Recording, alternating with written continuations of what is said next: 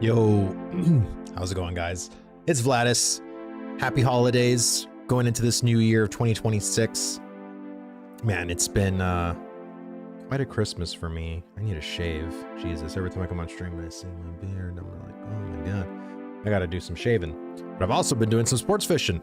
I just caught a fish right now, and the event is only up for 30 more minutes. So if you're in the Shoal server and you are near Nuela, there's about 20 minutes left in this spot. So I'm trying to get at least 3 fish. Ooh, here we go. Hooked it up really quick. So I'm trying to do this to make some money. And man, have I... So yesterday on the 26th, I came back. Triple Dude, what's going on, brother? Good to see you again. And then the sports fishing is borked. I haven't seen one in days.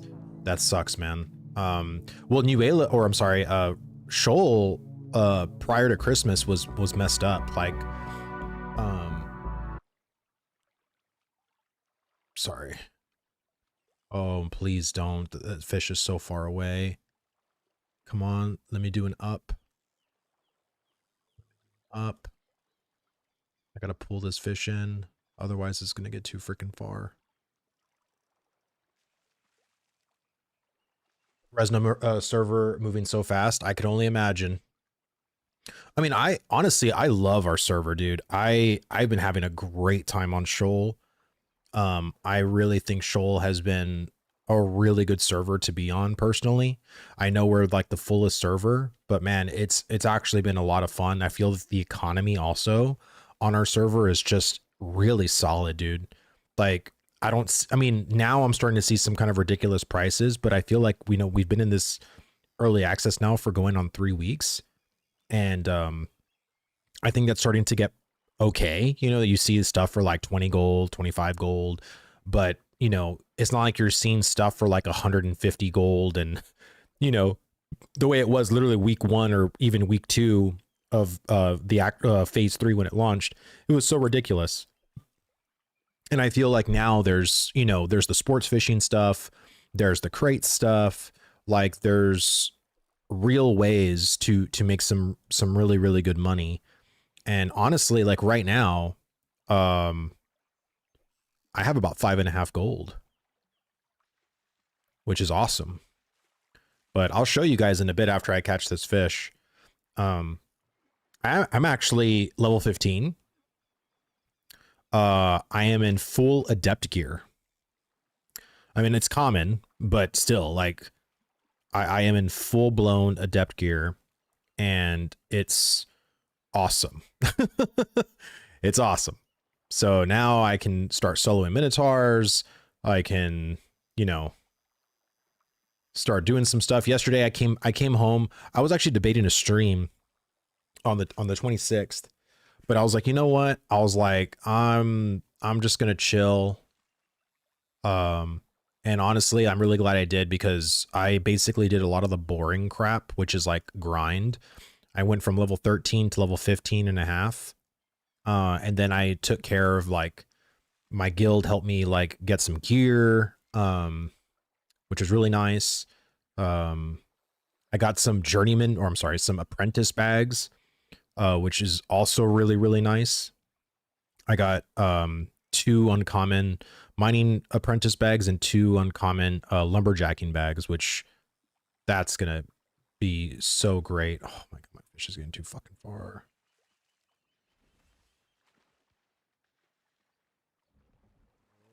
Come on, come on, don't. Fuck.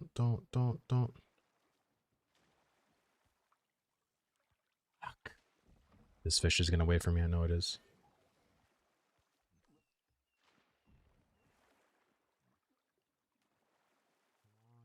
Damn it! I hate that so much, dude. It's so freaking stupid. I have no idea if that's actually intended gameplay, but it's crap. Like, why would your fish get so far away from you like that? Just wasted a freaking lure. Oh, I think I can catch 2 more fish in 16 minutes. It's just, I kind of timed it. Like, it takes anywhere between 3 minutes to 3.5 minutes sometimes to literally catch a fish. Like, I think that's kind of crazy, man. Like, A little crazy. Bro, have you seen the world bosses? They are insanely overtuned. I think it's good that they're insanely overtuned right now, to be honest. Um, I know some people are very used to just, you know, going out, murdering them. And because honestly, what it was before was it was just them being bugged and the group just killing them like over and over, like on repeat. And so I think it's going to take a lot more coordination right now and a lot more gear. And from the conversations and things that I've heard from the developers is that those world bosses are intended for very high end level 25 gear, you know, on top of the coordination. And shit. Please tell me I didn't waste another lure. Okay, no, I didn't.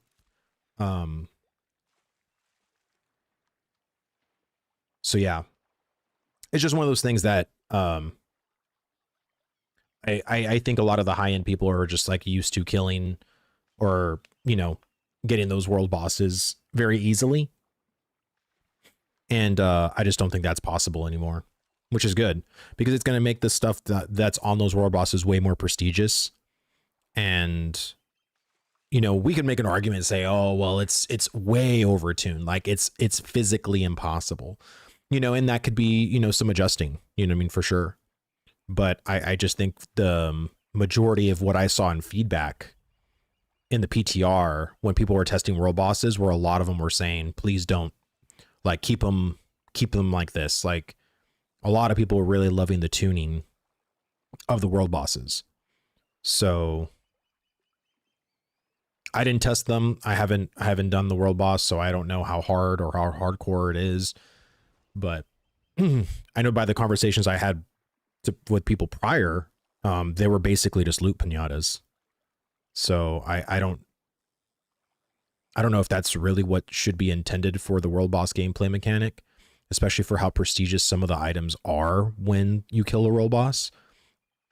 But I also feel like just the way Gathering is now, where legendaries are like really, really, you know, rare, right? They're not just, you know, you're not getting legendary 15 minutes or something like that, right? So I think world boss drops when it comes to any kind of a completed item needs to be like very rare, like very, very, very rare. But I think the components to make stuff or even recipes that can be dropped off the world boss, that should be more commonly what you're going to see. That's kind of like what I hope happens with the world boss drop tables, because I you know, I think a lot of what you're trying to find and catch in there on the world bosses, you know, is going to be some very prestigious. Like I know there's like Tumok has like his bow, there's like a sword. You know, there's several things that I think would be, wow, you get that on heroic. You didn't even need to make it. You just got it for free as a drop. I mean, that's pretty freaking insane.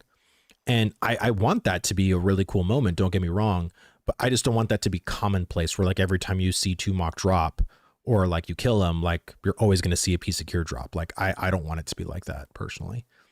Like I want it to be a challenge and stuff like that, but I'd rather have the recipes and components on them more so than the completed gear. But that's just me. Also, the Harbingers event is hold on, I'm trying to read chat and also do this stupid walleye. Harbingers event, I don't even know what's going on with that. Yeah, I don't even think the developers know what's going on with that, to be honest, because none of them are in the office. I didn't and again, I said this many times prior to the Harbingers update before early access, that the Harbingers update was going to be, you know, not as crazy as people like were thinking that gameplay was going to be, because, you know, it's the first iteration, right? There's going to be a lot of stuff they're going to do for Harbingers. Graven, dude, what's going on, brother? Good to see you, man. And this is like, you know, when they talked about the Harbingers event, they talked about it in like 3 separate stages. We're still on stage 1, and there's going to be a lot of refinement on this stage and how this particular stage is going to play out. So And then when it comes to Harbingers, like I think it's a little too early to say like, oh, what the heck, you know? Because, you know, to me, I feel like a lot of those high-end events were going to be things that only like the level 25 players were going to be able to do anyway. Like Harbingers was never, in my mind, something that a level 15 or a level 12 was going to be able to do. And maybe the other stages, right? Like maybe stage 2 or stage 3, you'll see more participation from people that are potentially of lower level.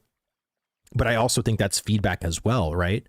Like I think it would be really cool to see some of those Harbinger events like actually in the starter areas, like in the Anvils, in the Riverlands, you know what I mean? Like I think that would actually be kind of cool. Like imagine just a new POI grind spot that's up as an event. So like you can go grind like Church of the Seven Stars or go do the Harbingers event because it's up for an hour. You know what I mean? Or up for, you know, 2 hours or whatever the case is, right? Like I think that's feedback that Intrepid needs to hear. Is like how would you want this particular kind of event to happen? And I think once the Harbingers are going and corrupting like some of the other zones, like the June Dark or the Tropics or, you know, whatever, I think there should be some kind of low level events that other players, like, you know, I would say 20 below, level 20 below, can also experience, you know, like if we're just here in the starter area, like have some kind of mini events that are here that potentially can be a little bit of grind spots, maybe some, you know, corrupted gatherables, maybe some, you know, XP and a half, you know, just stuff like that. Like I don't think there would be anything wrong, and it would actually provide way more hype for the actual, like the real like end game Harbingers event too, because you're participating in some of the lower rung Harbinger stuff. But I think that could be something that Intrepid is considering. Is just the fact that they need the time to implement it, right? there's so much stuff that they're wanting to do that it's kind of ridiculous. But and especially like I have no idea why every single time they drop like these major drops that they just, you know, do this in December and then they go off for like almost 3 weeks. And it's just kind of nuts to me. But I mean, because they deserve their break for sure. They deserve their break. They need their break. They need their time with their families. And I really, I really thank Steven for being that kind of boss to allow them to do that stuff. Because there's so many companies out right now that don't give an absolute shit about your family or your family time or spending time with your family. Like, hey, you'll get off for Christmas Eve and Christmas. After that, you come back to work on the 26th.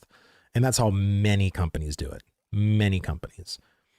And the fact that like this has been an absolute trend for Intrepid has been pretty awesome. You know, I would say in the gaming industry, that's quite rare, that kind of happens. So I get 3 craps about the Harbingers event. Tell them I said to fix hunting. Yeah, bro, you, me, and all the people that I've told them to fix hunting. Yeah, they're very much aware of the whole hunting thing. It'll be curious to see like what that actually transforms into, but yeah, they're very much aware of like, you know, because hunting has greatly affected the tanning. Like if you're trying to be a tanner as a processor, like bro, like Godspeed, man. It's so bad, man. It is so bad. Like, and I think they're aware of how bad it is. You know what I mean? And I think once they actually could revamp the entire hunting, the entire hunting system, which involves the other ancillary, I wouldn't even call it ancillary, the other major professions that include hunting with it. Like that's also going to be hugely impactful. But the other problem with a lot of it is too, is the caster gear, right? You know what I mean? Like right now in Ashes of Creation, you can basically play any class, right? And any class can wield any weapon, and any class can have any kind of gear. So if you want to be a fighter in all cloth gear, you technically can do that. But find me a full set of cloth that gives you strength. There we go. Last fish, and then go turn this in.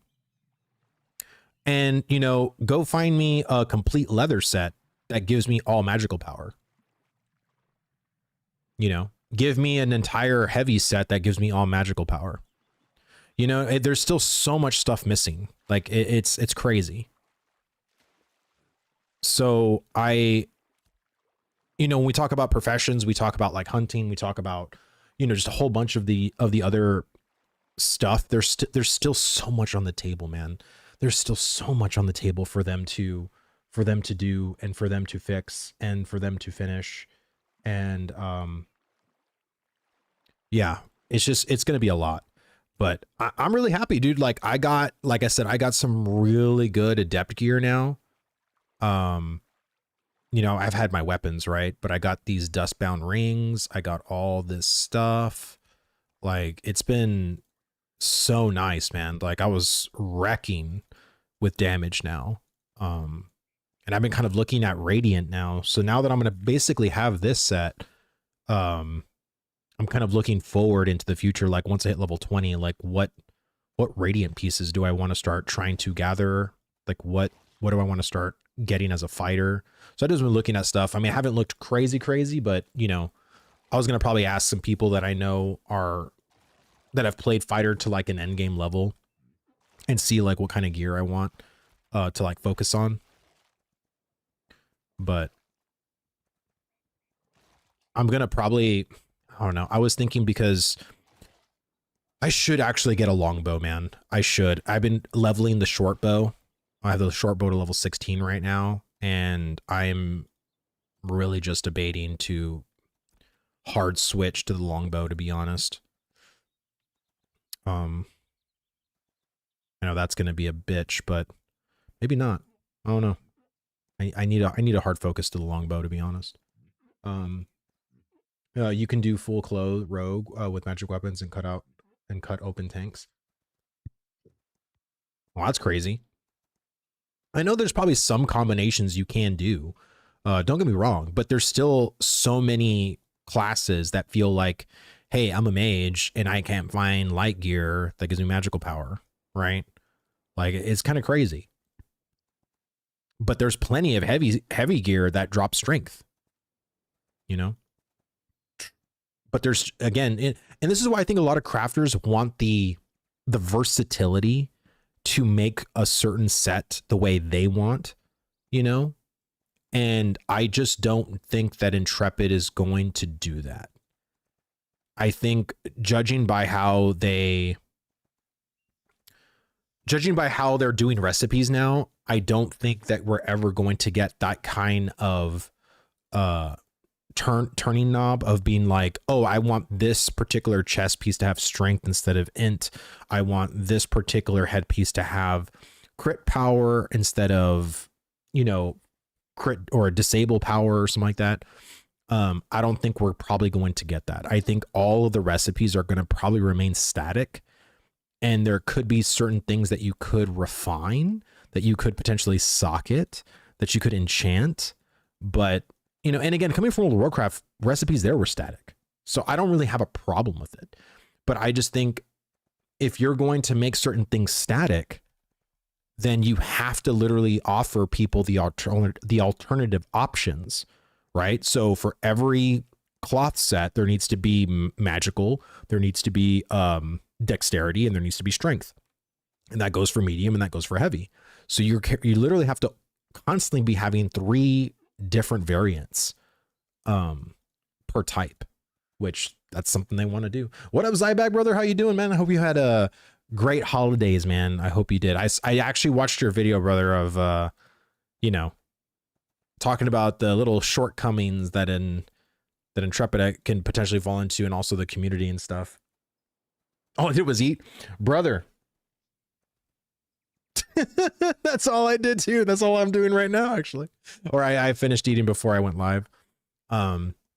Yeah, my father-in-law made some green bean casserole with homemade macaroni and honey glazed ham. It was fucking amazing.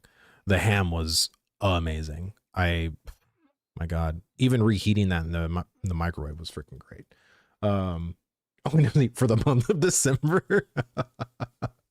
Yeah, longbow is your stat stick for a fighter or tank. Yeah, I know. And again, I like shortbow though. I do. I like the rapid fireness of shortbow, but when it comes to like the stats And when it comes to the actual weapon passives, like longbow is just better, and the range, right? Like you just have longer range as for the longbow than you do on the short, which, you know, right now, especially for PvP, like, you know, if someone's trying to run away from you, got to be able to hit them, right? So I don't know.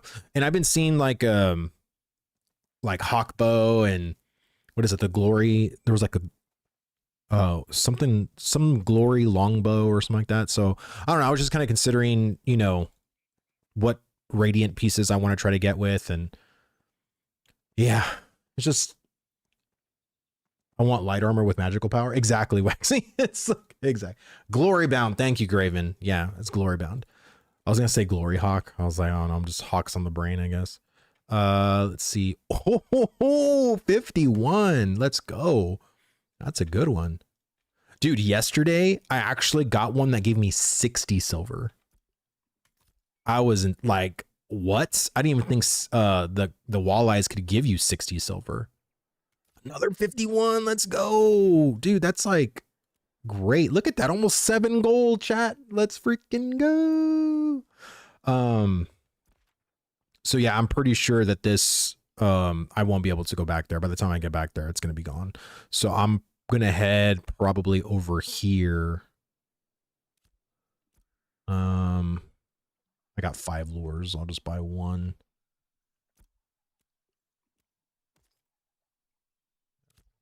But yeah, hawkbow is a good start. Yeah, for sure. I mean, and I'm considering I'm gonna see what the guild's gonna be doing. Because man, we were in a really good group in the Anvils. We were at the Minotaur War Camp.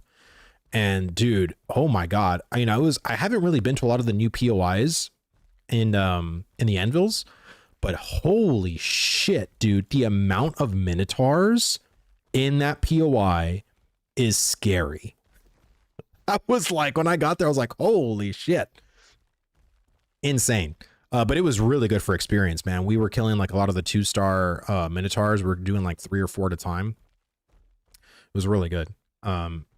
So I don't know, I was trying to do a lot of the boring shit off stream. You know what I mean? I don't know. Like I didn't want to. I also just wanted to be able to see, here it is, the glory bound. It's magic. That one right there. Glory bound short bow. That's the short bow. Here, I'm curious what he's selling that for. How much for the short bow is? Just curious what he... I'm pretty sure it's going to be like 20 gold or something like that.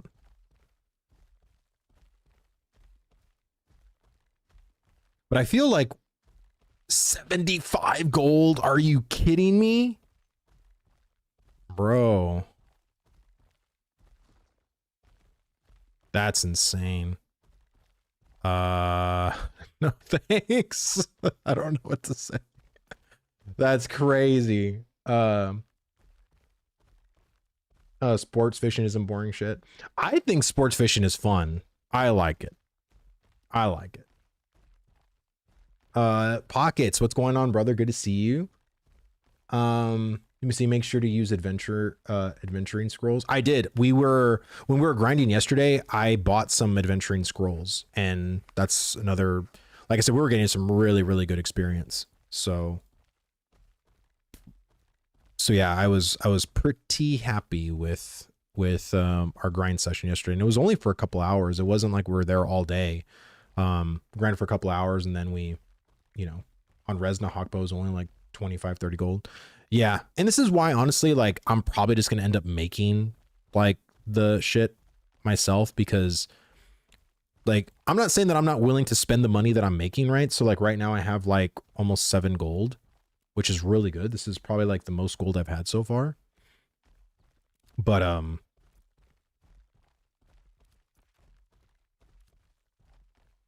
don't know. I feel like what I need to buy actually with my gold is an apprentice mining pick. Actually, I need to get a journeyman mining pick. That's what I need to get. Because I'm already journeyman mining. And I gotta get an apprentice lumberjacking. That's the two things that I need to buy with my gold. Wants to sell the goblin skin ripper or skin stripper. That one's probably gonna be another what, 50 gold or something. Like every like weapon so far that I've seen is like crazy. Hawkbow was 15 gold 2 days ago.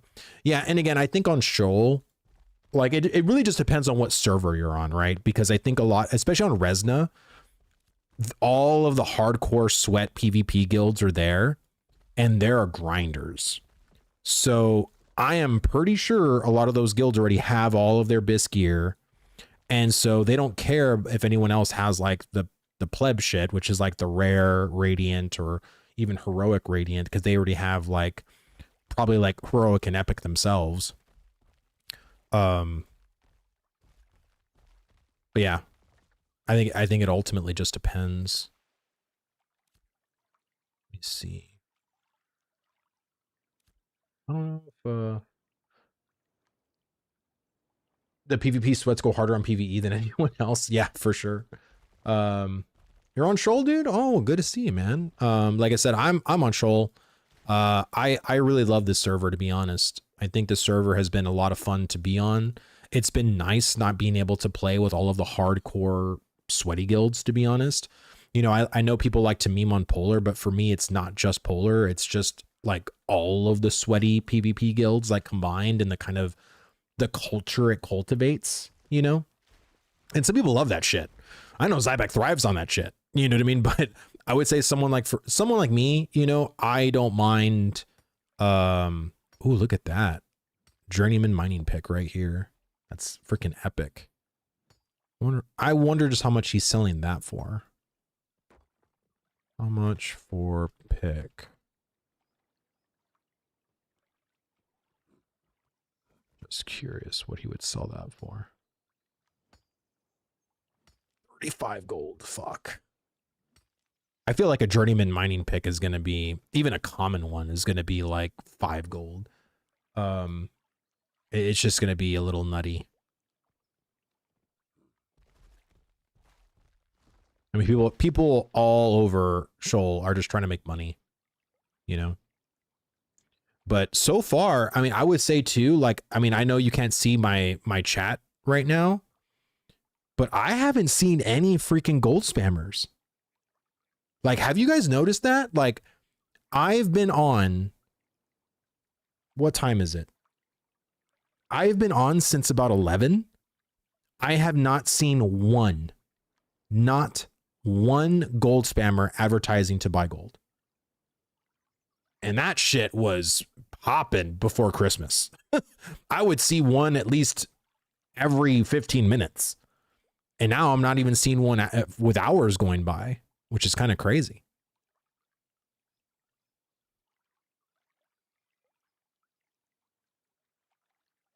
Ooh, man, that's a good one. They're all on Resna? Probably. Oh my God, this one just, I can probably get one round. Oh, let's go.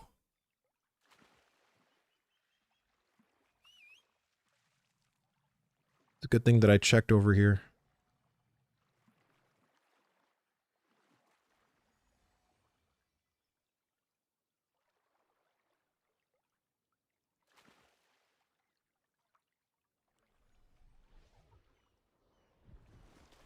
What do you, bro? What did you do? Why were you just being? I'm gonna go. I'm gonna disappear now. Sorry, Vlad. All right, let's get to going. Yeah, the Giga Sweat server is exhausting. I was hoping we'd go somewhere else, to be honest. Yeah, nah, y'all weren't going anywhere else, brother. Come on now. But it can be fun too. No, for sure. I actually love seeing people play on Resna. I wouldn't like being on Resna. There's a difference, right? Like that's my thing. Like I like seeing it. I like seeing the content, but it's like I'd say to myself, man, that looks like a lot of fun as a spectator, but thank God I'm not a part of it. That's kind of like how I see it. So it's interesting, you know. And again, those guilds make servers interesting. Like, let's be very clear about that.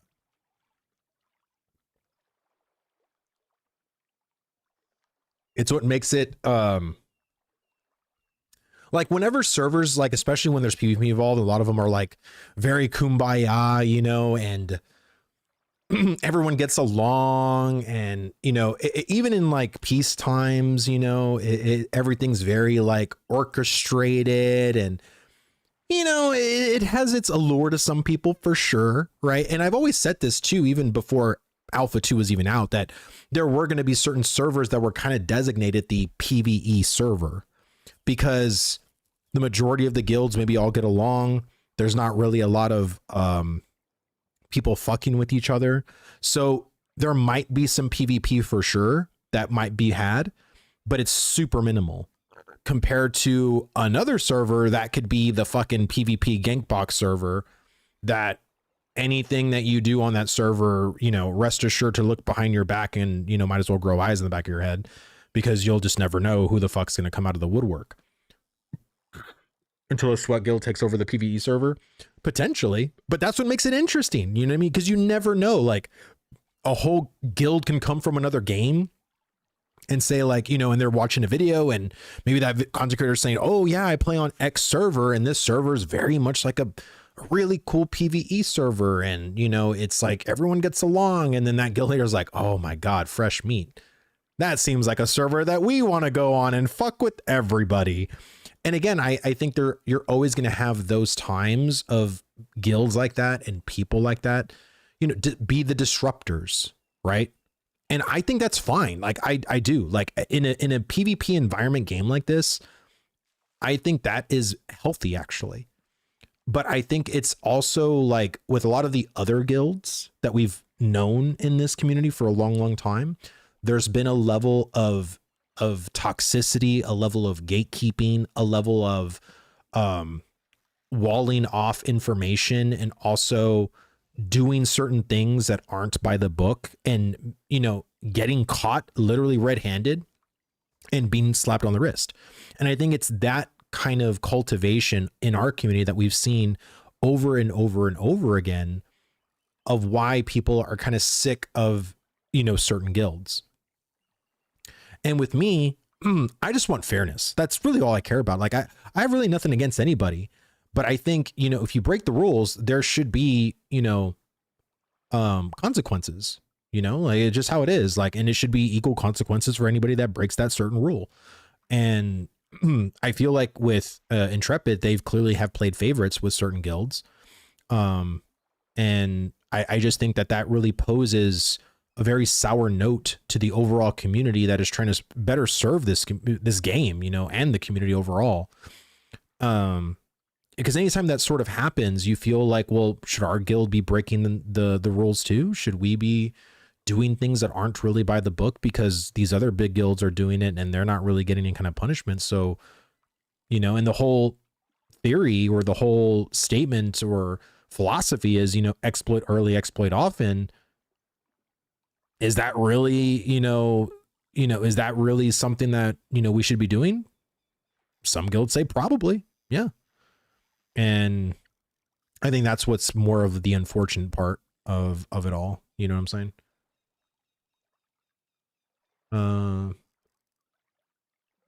Sorry, Moose. 1 second. I'm trying to make sure I don't lose this walleye. Come on, die. Ah, come on. It was like 400 health. Give me a down. Yeah, die. New World PvP was a circle jerk. I really think that's the style of massive gatekeeping. You need to play by their rules. Well, yeah, and I think, you know, when the game offers you ways to look at a guild that is being like a guild that is disrupting the ecosystem and the natural flow of the server, that's when certain guilds are going to band together, right, and try to take them down. And that's where the strength of that server has to basically rise up. And I think that's stuff like that is really good. It's really important to take pride in your server, to be like, hey, there's this new guild that's fucking things up. We had a good thing going. This guild is messing everything up. And then you have all these guilds kind of coming together and trying to preserve like the sanctity of that server. I think shit like that is so cool. You know what I mean? And this is why I think guilds like the PvP nerds, right? The PvP sweats, like it's good for those things to happen. You know, like a common villain to unite us all. Like that's literally what it is. I think shit like that is awesome. Like, and this is why I think this game is going to be so fucking interesting long term, because of just the drama that can be associated per individual server. You know, it isn't a drama that you're going to basically have, you know, with like Intrepid per se, but it's just because of the sandbox nature and because of like the kind of cowboy and Indians, you know, we're going to take care of it ourselves kind of approach. That shit's badass. Like, that's why I always thought this was like the Game of Thrones MMO, because, you know, some people are going to want to do trial by combat. You know what I mean? And some people, you know, are going to need some help. You know what I mean? Like some guilds aren't going to be able to do it themselves, right? They're going to be the Tyrion that's going to ask for a fighter, like to nominate someone to fight in his stead, right? And I think that's the kind of stuff that this game is going to offer players. And I think that's what's going to really make this game have true longevity comparatively to a lot of theme park games that really solely rely off of the theme park systems and mechanics and seasonal content, which lasts for a little bit, but it just like a fart in the wind in a sense, right? Because once that all dries up, you really don't have much to hang on to after that until the next major patch, until the next major raid, until the next, you know, brand new dungeon or whatever, right? It's very formulaic, and Ashes could be very unformulaic.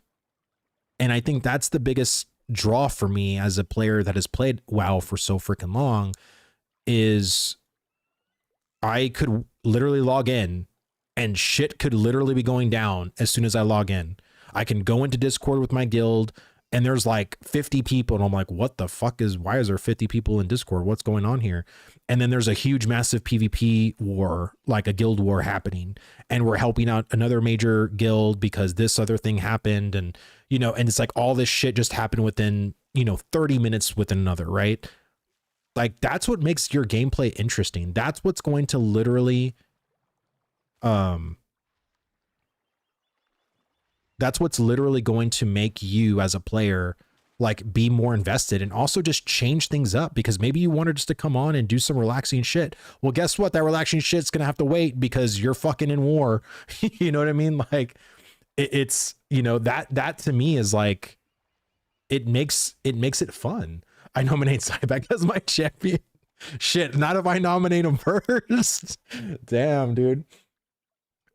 Seasonal is bullshit because they know they can actually have gameplay, so use their tech to bring players back. It's so cheap.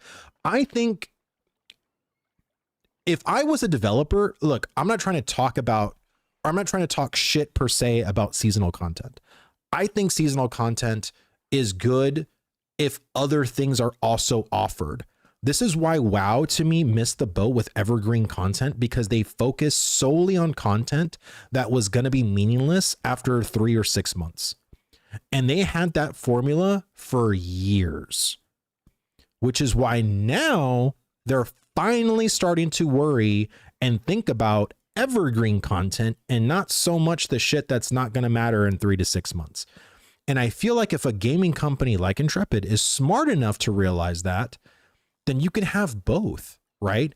Like you can have a cadence, right, of patches that come out that offer immediate content that you can do right then and there. And then you can also focus on things and systems and expanding on systems or existing systems that are evergreen, that will always be there and will always be relevant. And I think that's where a lot of the gaming companies just fuck up, because they just see, you know, oh, Blizzard does this, so we're going to do this. And most of them just don't think outside the box, you know, and this is why I think the Sandpark approach is actually the real way to go. Like having the best of both worlds is powerful, right? And I'm not saying that Ashes should have like an actual seasonal, you know, content cadence, but I believe they are going to have patches that are going to be in a kind of seasonal-esque style, but they're also putting in place currently, and I still believe they're going to be putting things even after in place that are going to be digestible in a non-seasonal based thing. You know, if I look at sports fishing is literally an evergreen system. This is something that isn't going to be cool now, and then, you know, next major patch, sports fishing's dead, right? Like, and honestly, when it comes to even like the caravans, crates, like all of those are evergreen content too. We're just now trying to find the balance in this alpha of, well, what is the balance of crates? Like, how should we balance that? What is the balance of caravans? And once we find that balance, then that system's always going to exist. And you can either run crates, you can either sports fish, you can run caravans, you can go and dungeon grind, you can do professions, you can do node settlement based things. Like, there's going to be so much shit you're going to be able to do at any given time, comparatively to another MMO that, well, the only relevant thing for you to do is just do these 5 dungeons, do them repeatedly on loop, get all the gear you can from them, and do the raid once a week, and then you're done. And then next week, do the raid again, and do the raid again, and do the raid again. Like, and that's the majority of what players think is the MMO cadence content. And to me, I feel like there's just so much more to an MMORPG than literally just doing that. You know what I mean? Like, I think there's just so much more. I mean, there's like the transmog approach. There's, you know, there's the housing thing, right? With furniture. Like, imagine freeholds and carpentry. Like, you can literally, like, what kind of profession person are you? Do you specialize in just housing items? Do you specialize in, oh my, is that my brother Phantom? Brother, he did.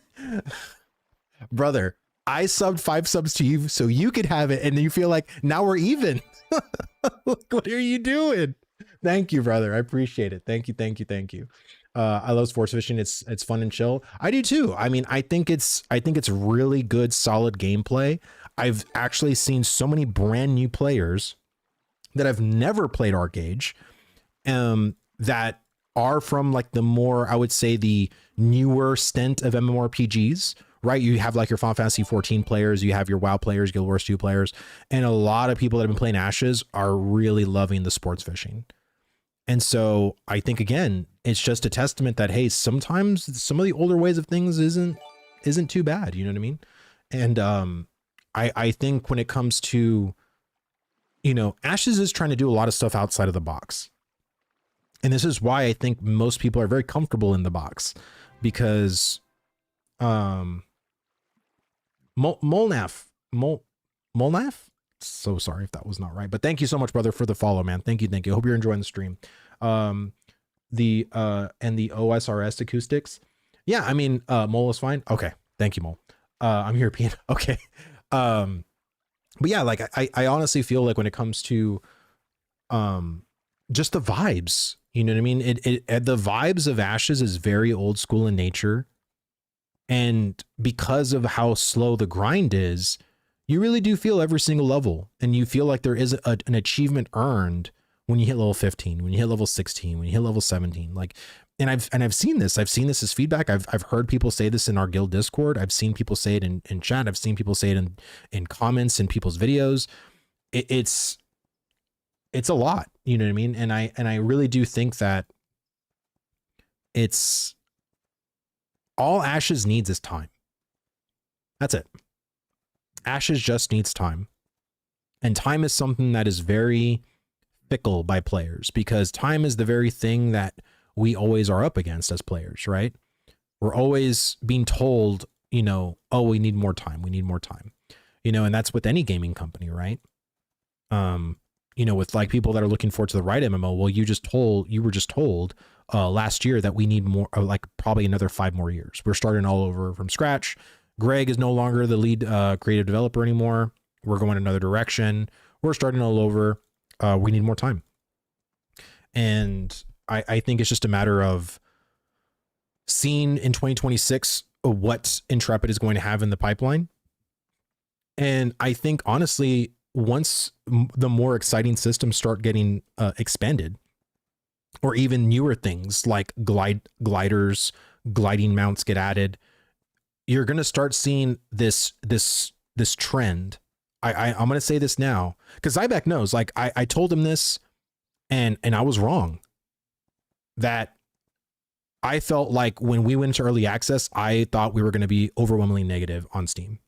The fact that we are not right now, and the fact that we are seeing, I believe, a lot of sensible players playing Ashes. Are some of them enjoying them? Absolutely. Are some of them enjoying, but also like, like it's all right. I'm not really playing too hard. I like the bones, but it's nothing to write home about yet. Buffy, dude, thank you so much for the follow, man. Thank you. Hope you're enjoying the stream. I think once they start adding a lot of the cooler shit, once systems like the questing system gets expanded, there's more quests to do. Once certain like profession things are more hammered out, where like I was talking about earlier, like now you can find any cloth set or light set, medium set, heavy set, and all the variations. Once things are, you know, I'm not gonna say easier, but just like easier to like obtain or easier to make or whatever, you're just going to start seeing this very slow turn, whether it's like even on the MMORPG Reddit, whether it's on comments, whether it's in the forums, whether it's on Reddit and the Ashes Reddit, of people being like, wow, Intrepid is cooking. Intrepid is doing some shit. Oh my God. Like this game, because you have to understand it, chat, like the people that have been here for over a year, we know this. But the brand new people that have come for early access that have never played, like they only played since December 10th or 11th or whenever the game released, and this is their only frame of reference, it's those players that are going to start understanding how Intrepid works. And I think that's going to be the real fucking cool part. I have a question. Steven talked about implementing instanced arenas, leaderboards, etc. In the latest stream, he mentioned open world arenas. In Ash's wiki, also instance. Do you know more? I don't. So that's what I was told, was that arenas were actually going to be instanced inside military settlements. So just for new players to understand, every settlement could potentially be one of 4 types. There's military, there's scientific, there's economic, and there's divine. And the military settlement is going to have the bounty hunter system and the arena system. I was told that was going to be instanced. But maybe there's something behind the scenes that they're thinking, well, maybe we can do it in a non-instance fashion. Like, and here's my thing. Invisible walls. How cool would it be if it was a fucking not in Egypt, but like a Roman Colosseum where you can literally see a 3v3 or a 5v5 match. Now you can't go in there, you can't fuck with them because there's an invisible wall, but you can literally be a spectator and see the fucking matches play out. I think that would be fucking badass, to be honest with you. I think that, like, if you want to sign up for the Coliseum, or do you want to sign up to do instanced arena, right? So instanced arena that it isn't spectator mode, or you can choose to be like in a fucking, you know, Coliseum. That would be, you think of like betting. You think of like, oh, like my team versus this team. Oh, my boy is in that team. Like they're going to fucking win. You just watch and you could literally see it because it's not in an instance. It's literally on the server, but you just can't fuck with them. That's some cool ass shit. I don't know if that's what they're doing, but when I heard Steven say that it's not going to be instance, it's going to be in the open world. That's how I would do it. Just make it like a Garibashi arena where it's like sunken in. There's people fighting down there. And then there's an invisible wall covering everybody that you can't fuck with them. You can't go in and do anything. You can just watch. That to me would be amazing. I would so fucking love that. Let me see, COD gold vibes. Yeah, exactly. I'd love to sit on the bench and watch it. Me too, Rockta. The Freehold live stream was a small glider arena on the Freehold in their concept art. Yeah, and even that too, right? Just imagine if you could do some fucking Fight Club shit in your Freehold. Like new players don't understand how cool Freeholds are going to end up becoming once they're more fleshed out. Like it's going to be fucking amazing. Let me see. That might possible. How long are the queues? Well, I mean, it just depends, right? Like, because I feel like Intrepid did say that they're not going to do cross realm arena. It would just be on your server. So I don't know, to be honest. Like, I mean, not until we get the instancing technology in place, but apparently from the roundtable discussion that I had with my boy Zybeck, myself, Nice, and Lloyd, they did say that, or Steven did say that the instancing tech will be in by Q1 of next year.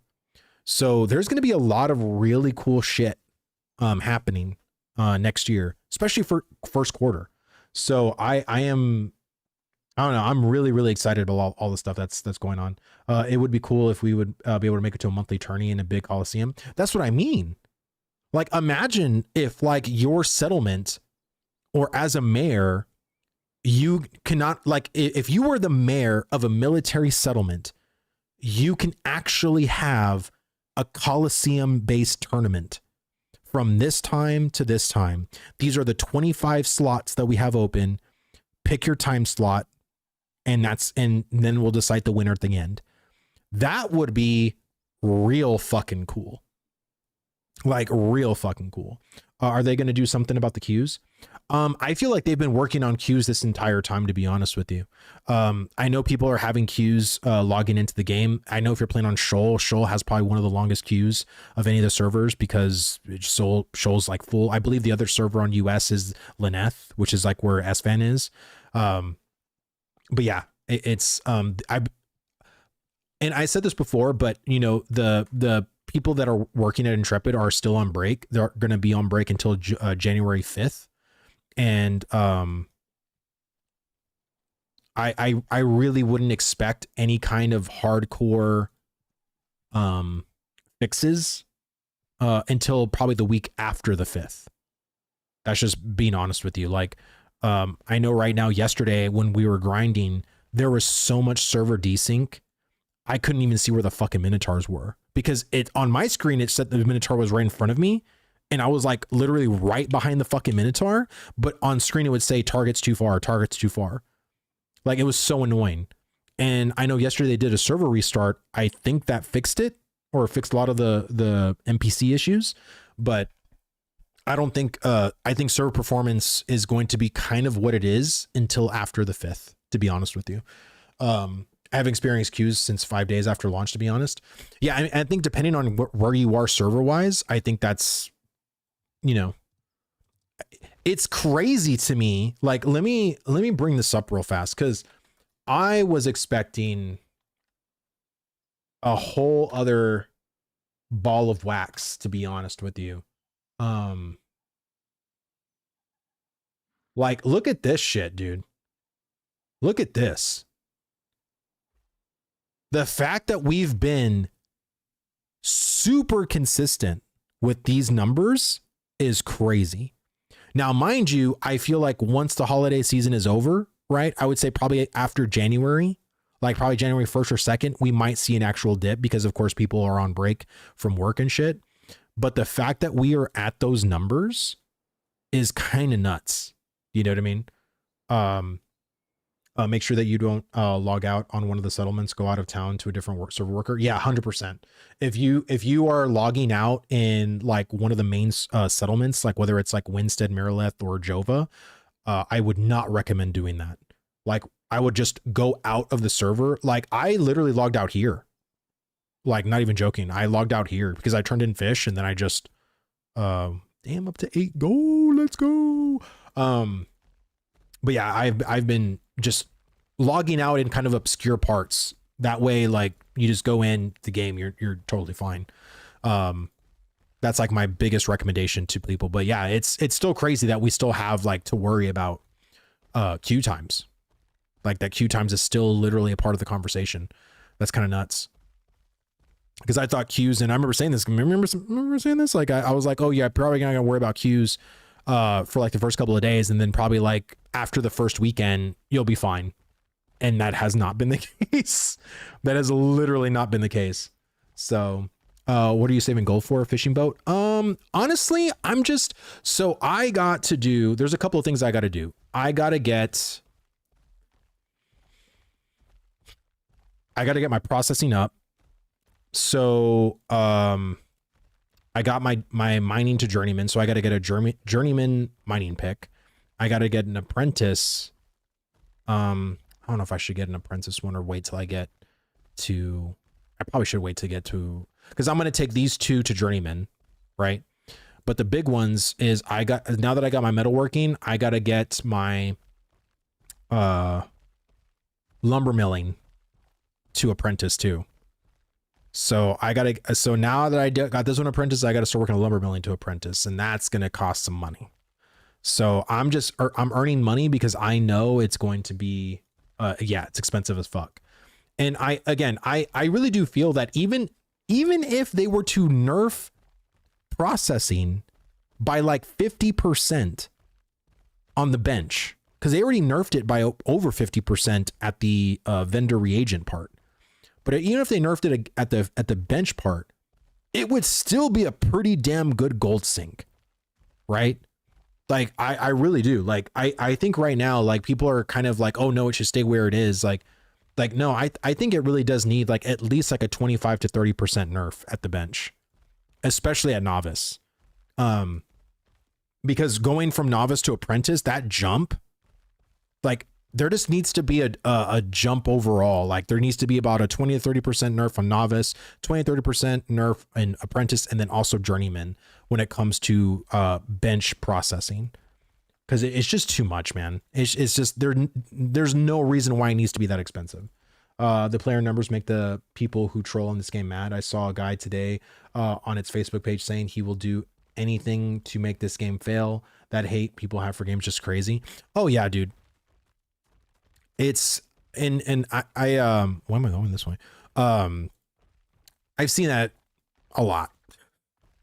I don't know what hate boner a lot of people have when it comes to Ashes of Creation, but it just, I feel like that hate's gonna grow, to be honest with you. I think as the game honestly gets better and better, and more of the grievances and issues that players have are going to be slowly resolved, and people like move on to other issues and other things, because that's going to happen, right? We've done that in the year that I've been here in Alpha 2. You're just going to see that hate grow, because I don't know if it's fear. I don't know really what the fuck it is. Like I've debated this in my own head for a long time. I really don't know what the fuck it is, because if you hate something that much, like I really don't know why. Like, I don't know who the fuck you're trying to save either. You know what I mean? Like I always find it so odd to me that when people write this like very long biographical, like 8-page document of a comment about how they hate it and how you should stay away from it. Like I've always said to my head, like, who is going to read this and then turn into a hater themselves? You know what I'm trying to say? Like, who is going to read this comment and then almost feel like this person changed my entire life when I read this comment, and now I hate Ashes of Creation. I used to love it, but once I read this comment, I hate it. I hate it now, because he provided so much like ammunition, so much valid criticism, that now I just hate the game. Like, I don't know. Like, it just, to me, was just a weird, it's just weird, you know, because just like anything, right? Like if you like something, I don't think there could be anything I could ever say to get you to hate it. You know what I'm saying? Like it's just like a matter of opinion at that point. We just disagree.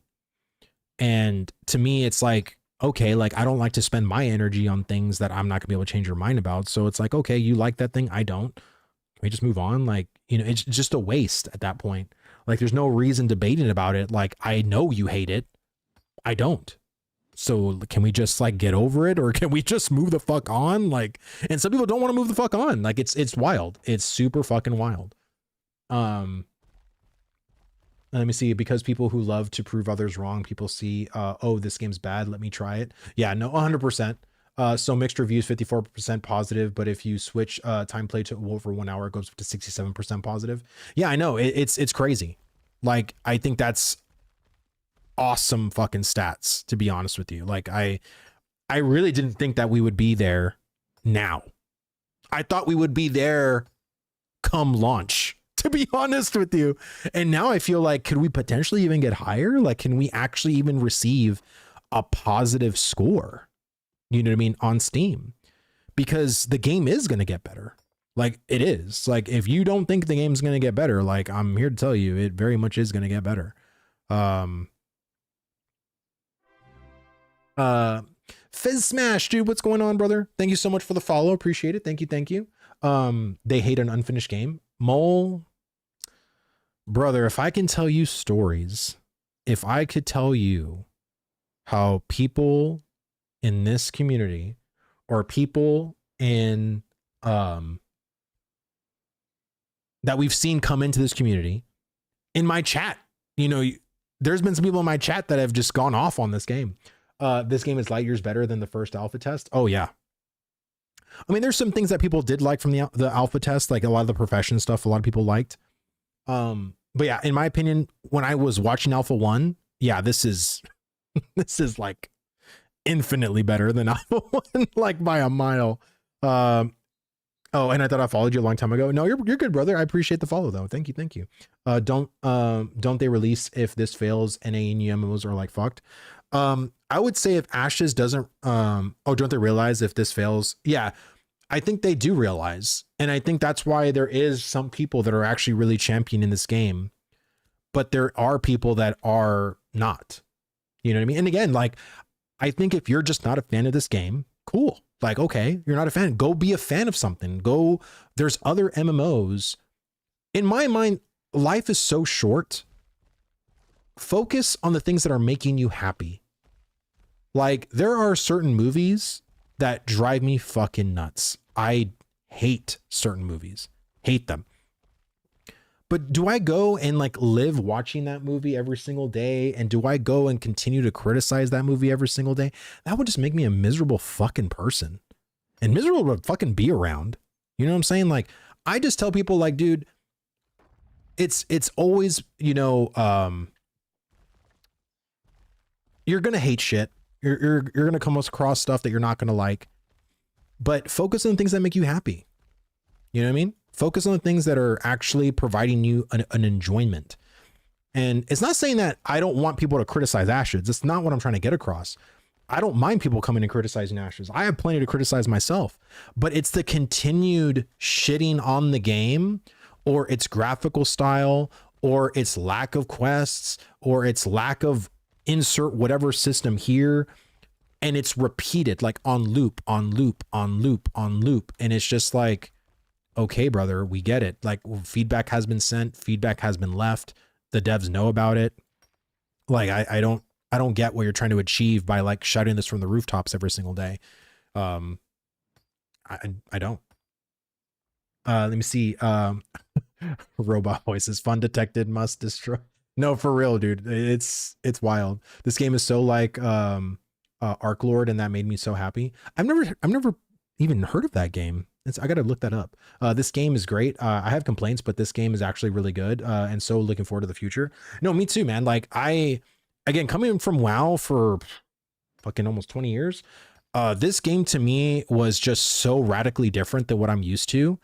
And this game, even it not really being a fully fledged like game yet, because it's still like a test, it's still very much like so many systems are placeholder that isn't the intended gameplay loop.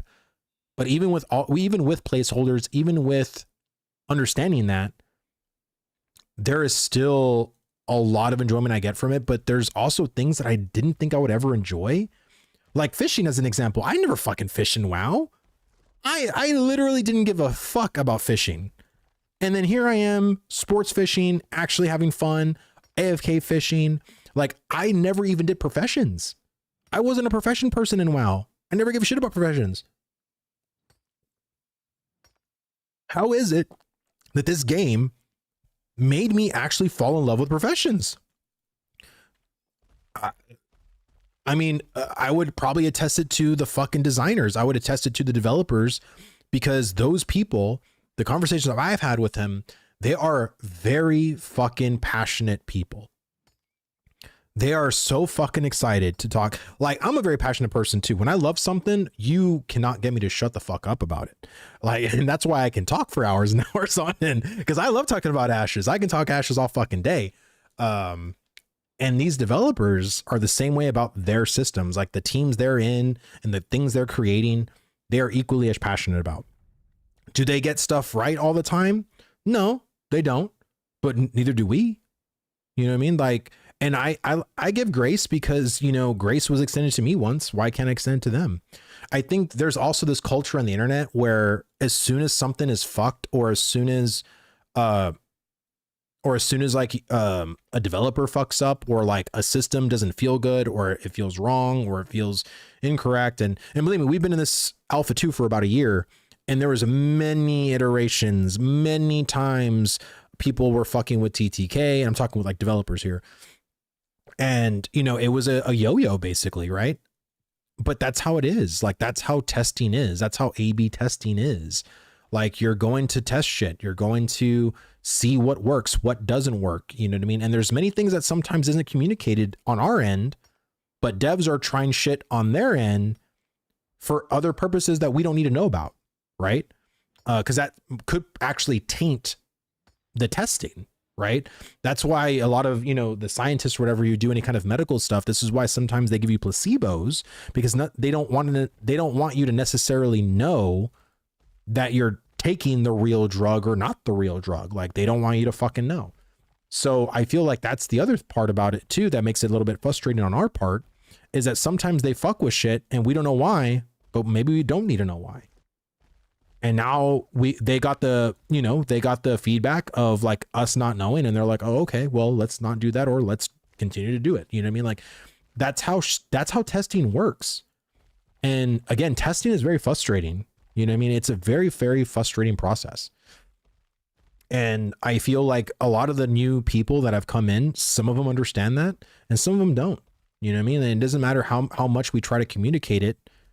Like, it's just, they see a game right in front of them. They paid $50 for it. And they're like, wow, this game has next to no questing, is a very slow leveling game that forces me into grind spots with groups. I try to go in and be in a group and I can't find one. This game's dog shit. And again, who am I to say that that isn't correct? This game does have slow leveling. This game has next to no questing. Like, and to some people, that's bad. But it's not done. You know what I'm saying? Like, and I think that's the other part about it too, with the whole early access part of it, is, you know, people have this expectation when that label is slapped on a digital game. Yeah, I heard someone say maybe they made mules so much stronger and toned down caravans to see the mules getting tested rather than the caravans. I could see that happening for sure. 3 carcasses portions is all I ask for. Triple, you're preaching to the choir, brother. I think it should be 5, to be honest, but I would settle for 3. Let me see. There was a famous case in League of Legends. They released patch notes that named a champion and their win rate went down. Turned out it was bugged and the nerf didn't apply at all. It was a placebo. It was all a placebo. That's kind of nuts. Any suggestion for solo fighter XP spot for level 17? I think a really good spot actually is near Ursine Caves. So near this spot right here, you'll find a bunch of level 15 and level 16 1-star minotaurs. And I think that is a really good spot. If you are in full adept gear, right, your weapons and everything like that, you have your blood fusion, you have your berserk, I think this could be a really nice grind spot for you. Now level 15, you might be there for maybe level 17, 18, around there. But that's kind of where I'm going to be doing, because I'm level 15 right now. That's where I'm going to be, around this spot. Pay 250 to take a placebo. Yeah, I paid 375 to take a placebo, brother. Let me see. Any word on what the contractors are supposed to be working on? I don't know. Steven really never told us like what they're going to be working on. I would assume potentially second continent. I would assume potentially like landmass. Like, I would also potentially assume maybe Redwood area, potentially Badlands. I think it would actually be in Intrumpet's best interest for them to focus on revamping Anvils and Riverlands in a 2.0 kind of sense, right? I personally think there needs... Okay, you mean to tell me there are like 33 POI spots, or how many is there? There's 1, 2, 3, 4, 5, 6, 7, 8, 9, 10, 11, 12, 13, 14, 15, 16, 17, 18, 19, 20, 21, 22, 23, 24, 25, 26, 27. There's like 32 fucking grind spots in the anvils, and there is not even that close to grind spots here in the Riverlands. This spot over here, like I said, I think Winstead and Merilith, I think have a pretty good, they're pretty good. We need some fucking love on the left-hand side of this map. Like, so, and that's been the case forever. New Ayla is basically old Ayla. And I think Lloyd said that, if I'm not mistaken. But yeah, like, we need some like refreshing. We need some more grind spots. We need some just more shit in the Riverlands. And we need more detailing and more world building and fleshing out in the anvils. The one thing I would say in the anvils that I think all it needs really is like big dwarven statues and ruins and magic. There's so many really cool spots that just seem so plain. And I feel like if there was just like dwarven architecture, you know, like ruined dwarven architecture that looks like it was lived in once, that, you know, even like an old settlement potentially that is just, it can't be a settlement anymore because it's just nothing but ruins. Like, I think all Anvil's needs in my mind is personality. Riverlands has personality, not a lot of it, but it definitely is the more fleshed out personality part of it. But I just feel like that's really all Anvil's needs. Anvil has a shit ton of grind spots now. I mean, you can't really say, oh, well, only these two areas are the best or whatever. Fuck no, dude. Look at all this shit. It's pretty fucking spread out. Like, I would say Dunghold has like 3. I don't even know why the fuck the Minotaur War Camp is not within a zone of influence. That's kind of wild to me. I think this zone of influence needs to be like stretched out more. Like, I really don't know if that's a bug or not. It just seems weird that this one POI is outside of the ZOI. Just kind of nuts. What's the best way to level tailoring? Making backs. I did it in phase 3. You make back pieces because it only cost 1 Grimskin and 2 snowdrop threads. Or you can make ones at 2 daffodil threads. But yeah, and just make those until your eyes bleed. And that's the best way to level tailoring. And you can do that all the way up into journeyman if you want to. So that's what I recommend. But yeah, I mean, that's what I would do. If I was Steven, I would hire the contractors to make the 2 remaining land masses, right? And then I would have the Intrepid team focus on the revamps of the starter areas. Once they're done revamping the Riverlands and then finishing out the anvils, moving on to do the 2.0 versions of the desert, the June Dark, and the anvils. Or I'm sorry, the desert, the June Dark, and the tropics. And then once all of the current islands are all fleshed out, then the contractors could finish the 2 land masses of the Redwood area and the Badlands.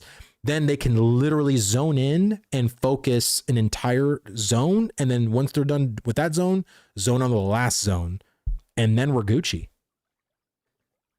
Like, I don't think it's going to be too much. I mean, look how, dude, they literally popped a shit ton of POIs very fucking quickly in the anvils. So I don't think it's hard for them to do that.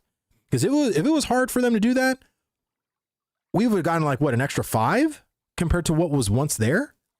So it's kind of nuts. Probably half of those spots in the anvils are better than Iowan Hills, but are empty. Dude, yeah. My buddy Roar, who's streaming right now, I believe, he was saying that when he went anvils, there were so many really amazing grind spots that there was no competition. No one was there. It was just him and his group. And they had the whole spot to themselves. Like, it was fucking awesome. Let me see. Kaltorum is my favorite city and I spent a lot of my time at. Yeah, I actually was in Kaltorum. I'd never been to a harbor settlement before. I really loved the layout over there. The layout looked really different. I loved it a lot. Let me see. Trouble is most people Google the best spots, and the ones that go out and find the best spots aren't going to tell you. And that's true. I mean, once you have the assets, it's just dropping them all in. Absolutely. That's what happened. Remember the Sand Mama in the desert? Once they finished that asset, they just popped it in. You know what I mean? There was a bunch of stuff in the desert that once they had it, and then the desert has more personality. You know what I mean? Like, there's things in the desert, right? That look really fucking cool. And I feel like there just needs to be more. Like, that's all I'm saying. Like every single area that, I'm not saying that every area that looks desolate or it has like an open plains kind of thing should be filled with something. I'm not saying that, but I would say that at least 85% of the open areas need to have something. You know what I'm saying? It doesn't have to be something big either. It has to feel like it was once lived in. And the other thing it needs to have is magic. Verra is a magical fucking land. And I just don't like the fact that it looks plain. It doesn't look magical at all. Zero magic. So where the fuck is the magic? You know what I'm saying? Like, show me the magic. Like, that's my biggest complaint. And I've talked to my buddy Corey about it. I've talked to Planin about it. And Planin is he's a part of the world building team. So like when it comes to POIs, when it comes to world design, like that's his specialty, or that's his wheelhouse. So I've told him, I was like, anytime you're trying to think of like things to put in the world, you also have to consider magic. Like where are the fucking floating rocks in the sky? You know what I mean? Like where is like these magical lights, you know what I mean? That illuminate and shit like that, right? Imagine if there was like this big tree in Nuela that almost had like a bunch of fireflies on it, right? So when night came, you could be heading to Nuela and you think there's fucking like fireflies there, but it's not. It's these magical wisps that come out at night, and it basically makes Nuela shine. That's what I'm fucking talking about, right? Like it brings the essence up. Like it's this fucking hollow tree that once nighttime hits, it's almost like it's reversed, right? Where it's like it feeds off of the sunlight or the moonlight, and now you can kind of just see this magic start to erupt at night. And that's what the game needs. It just needs these little magical touches, nothing crazy. But the other thing I want to fucking see too is shit in the sky. I want to see birds. I want to see dragons. I want to see Firebrand flying in the fucking sky. Like that would provide so much cool factor if I was just literally on the road to Jova and there's Firebrand like 200 feet in front of me, just flying, just chilling, just flying around. Why not? Like, why can't we literally, now the skybox, I would agree, 100% looks fucking amazing. I've always give props to the skybox because most skyboxes in MMOs are literal dog shit. They're so fucking plain and uninspired. Ashes is far from that. I think their skybox looks fucking amazing. But when it comes to the world, I want to see shit that reminds me that I'm in a fantasy game. And I just don't think there's enough of that in Ashes yet I feel like I'm just in a medieval game. That's what I feel like more often than not. I feel like I'm more in a Skyrim or Skyrim's way more fucking magical. I just feel like I'm in this like medieval knights kind of game. You know what I'm trying to say? Like they're not really magic or anything like that. It's like in the Camelot period and shit. I really hope they do a pass on the mountain ranges. They feel uninspired walls of separating the biomes. Yeah, me too. I don't really like them. And I honestly, like when they added the new mountains in Nuela, I hated it. I thought it looked better before, but I don't. And when they added those mountain ridges, I'm like, you can't even do anything in them. Like they're just so, I don't know. Uninspired is a word, but there's another word I'm trying to say too. It doesn't look natural. Does that make sense? Like when I saw the way the mountains were before, that to me looked more natural in the scheme of the ecosystem compared to like when they added when they basically plopped the mountains on top of it. Like, I don't know. It doesn't seem natural. It seems so artificial and I don't like it. And there needs to be more fucking caves.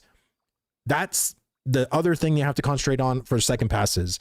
More caves all around, not just Riverlands, every fucking where. There needs to be exploration. There needs to be like tunnels. There needs to be things that make you go fucking spelunking. You know what I'm saying? Like make the mage illuminate ability worth something. How about that? You know what I'm saying? Like that's what they need to fucking do. I like the old mountain range better, to be honest. You can climb them. Yeah, no, 100%. I loved them. I was so sad when I climbed up the New Ayla volcano and there was nothing there. Yeah, no, 100%, dude. Literal uncanny valley, 100%. Demos, you thank you so much for the sub, brother, man. I really do appreciate the support. 8 months, dude. Hope you like your new shield, brother.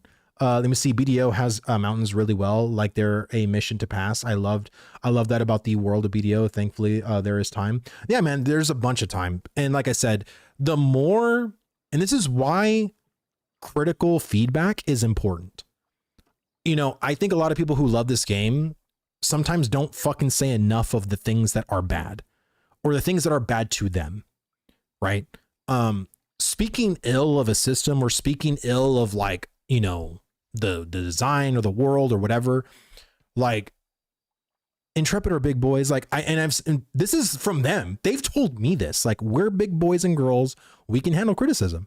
You know what I mean? I just think that they just don't want shit to be disrespectful, like, you know, towards like them as people. But can you say, like, yeah, if I were to say the hunting system is dog shit and say it literally to the person who gave it to us, he would fucking agree with me. Yeah, dude, it's dog shit. But I'm not going to call him a dog shit person. You know what I'm trying to say? Like, that's the fucking difference. Like, most people that have been in this game for a long time need to be more open in their criticisms and explain what is bad, why it is bad to you, and how, if you do know how to improve it. The last part rarely is ever fucking said. And again, I'm not saying that every time you have to provide a solution, because sometimes I don't even have fucking solutions to the problems that I have. But there is a lot of the solutions that I have when it comes to like world design, or when it comes to like, hey, you need more fucking caves. Why? Because there aren't fucking none. There's Ursine caves and that's about it. You know, if I were to literally go on a mountain, like on the side of a mountain, there is not one fucking cave for me to go into. You know, like that's the shit I'm talking about. My only thing is there's a lot of things that I know are going to be improved upon. So if they have plans to improve them, then it's why waste my time telling them to improve it. Well, I don't think that's the best way to look at it, because you have to understand the thing that you could be criticizing. A dev could literally be working on the very thing that you are criticizing. And it's better to say what about the system is bad to you while they're working on it. Because criticizing it after it's all done, then that would have to mean they're going back to the drawing board.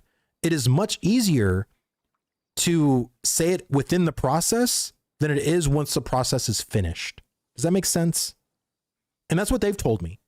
They've literally told me this, like, you know, and they always appreciate, like, when like, Vlad, I watch your streams, because I'm always criticizing, or I'm always like saying like the things that I don't like, because there's so many of those things that they're literally working on as I speak. So it's easier for them to get that feedback on a given system, get the sentiment from the overall base, and see what direction they want to go in. Now, it's not saying they're always going to go in my direction. You know what I mean? They could go in a completely different direction. There's many people in the Ashes community that have an agree to disagree with my opinions, or just opinions overall when something gets said on Reddit, whether it's on the forums, etc. But it needs to be said. And I think some people don't say those things. They only say the good things about the game, which is fine. But saying something good about the game, well, like me saying the combat. Okay, fine, combat, right? Anybody can agree that the combat's pretty fucking solid. Is it the best, most amazing combat you'll ever experience in your whole life? No. But I feel like there's just very little things they would need to do to really improve the combat. And I think wasting my time giving feedback on combat when I don't think they're ever really going to make these large changes to combat at this point. They're just not.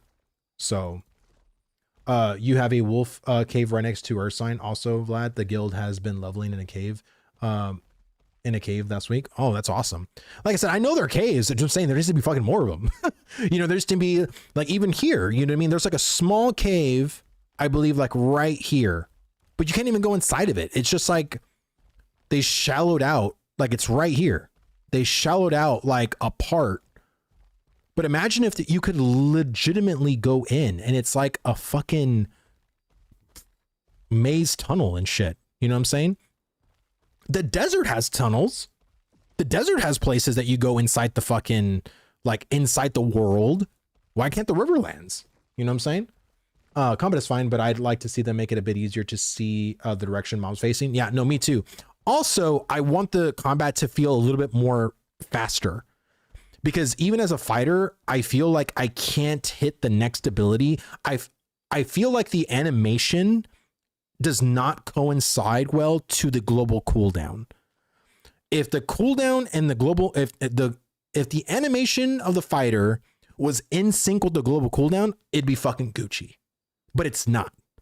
And it's that weird finishing of the animation compared to the global cooldown that bothers me. That's the thing that I feel like with the combat, at least to me, that still feels a little janky. And I hope they fix that. 100%.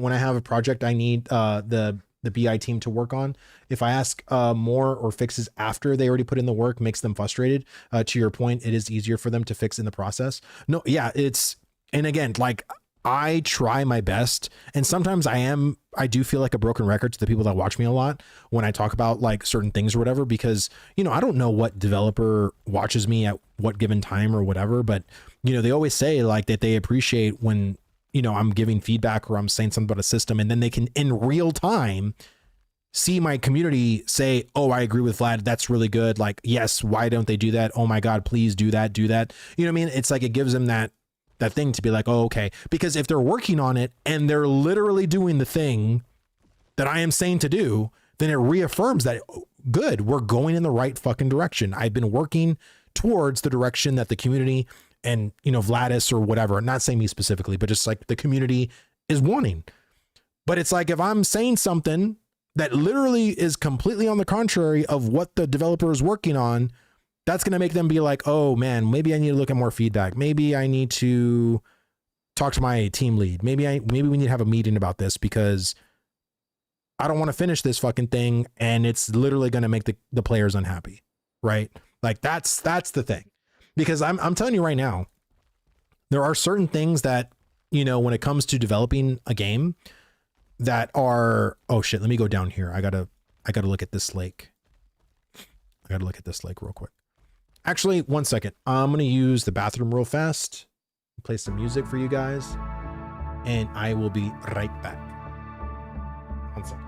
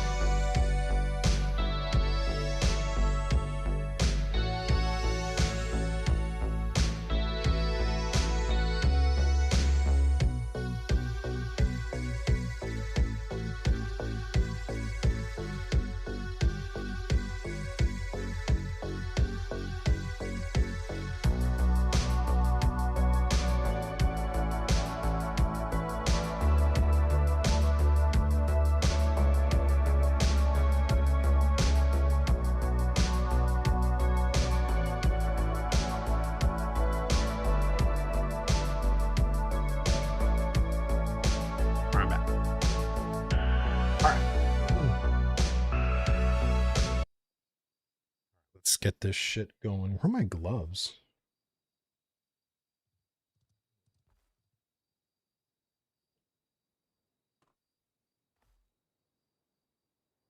All right. Making that gold. Going back to the magical feel of the world. Do they not have the nighttime glowing herbs and mining nodes in the game yet? I think they do, but some of them need to be a little bit more pronounced, in my opinion. Because some of them are really not as pronounced as they should be. Moonbell is an example that Pockets is bringing up, but I feel like the illumination from the bluebells needs to be way more dramatic, because it's so it's so slight that you'd have to literally zoom the fuck in. Like in my mind, if it's nighttime, you should be able to see that moon bell from a good, like it should, like from where you see this right here, I should see that fucking shit illuminating compared to another, like a bluebell that's over here that isn't. You know what I mean? Like, because the bluebell and moonbells look so fucking similar, you need something pretty distinct to, you know, like if, let's say bluebells actually shined in the sun and moonbells shined in the, at night, that's some pretty good indication, right? Like that's the shit I'm talking about. Like I would also love like Weirdstone is another one.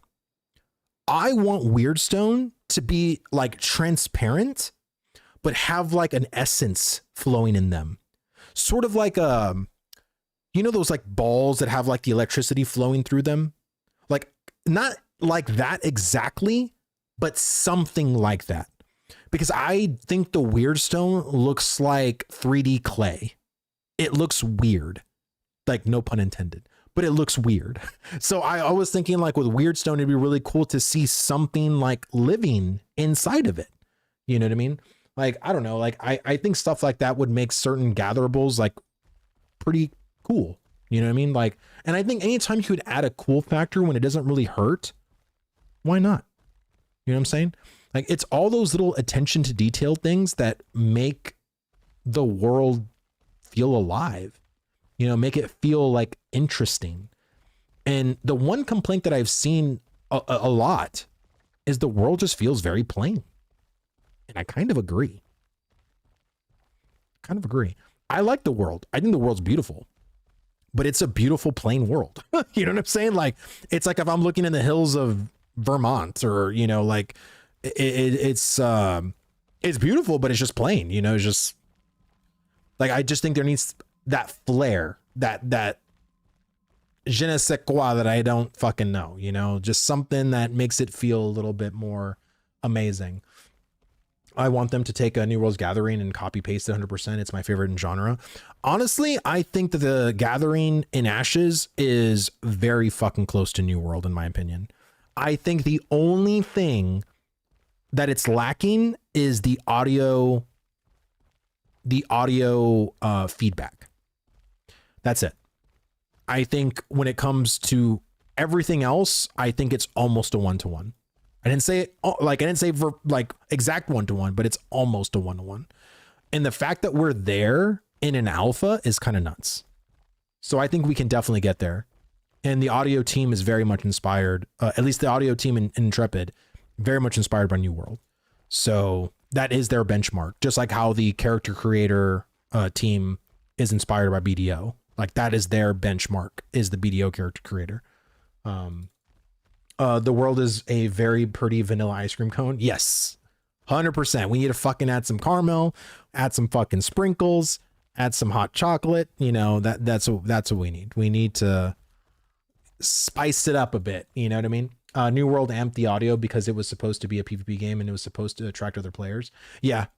And again, like, I think when it comes to the gatherable side of things in Ashes, I don't think to me, the auditory response for the sake of PvP is stupid. I like the auditory response because it just sounds fucking cool. Like that's it. It's just cool.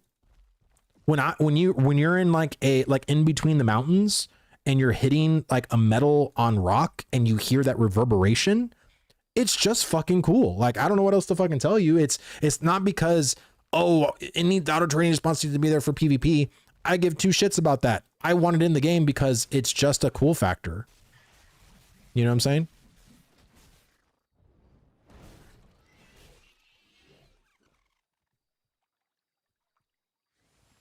No. Ooh, a glint. Okay, so we don't have sports fishing here. So just so people know, in Halcyon here, I don't know what's going on. I did put a bug report in earlier, but there are the sports fishing holes here for fresh water. It's bugged. I don't know what's going on, but I went there with a buddy of mine and we both were just losing fish. Like basically what was happening, and it was happening to everybody in the event. We would start and we would be in the battle of a fish, and then the fish would literally just disappear. But on our fishing line, it would look like the fish is still there. Like you see it like moving and shit, but there's just no fish. And then the fish literally just gets away. So I want to kind of tell people, if you are on my server, I don't know if this is happening on other servers, but I know on the Shoal server, the Halcyon Lake is bugged when it comes to sports fishing. So if you see a fishing spot here, I'd be very, very leery to waste your lures at this spot, which it's near Halcyon. So just be very leery. So a lot of times, like the sports fishing spots that are in this side is basically up north of this part, or down south here, or here where I'm at. So these are like the three main spots for sports fishing. Do fish go bad in storage? No, they do not. Fupo, what's going on, man? Good to see you, brother. Can you show your skill tree, please? Yes, I can. So this is my class skill tree right here. So these are all of the abilities that I have currently. These are the circles are passives, the squares are abilities.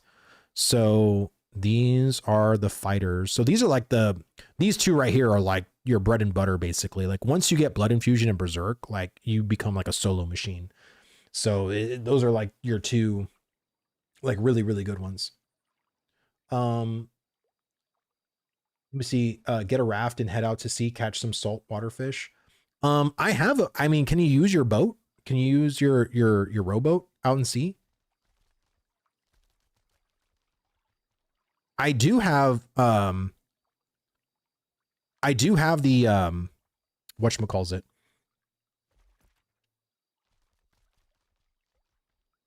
And how far is it? Like, so do you go pretty fucking far, or like where raft has storage? I don't think I have a raft.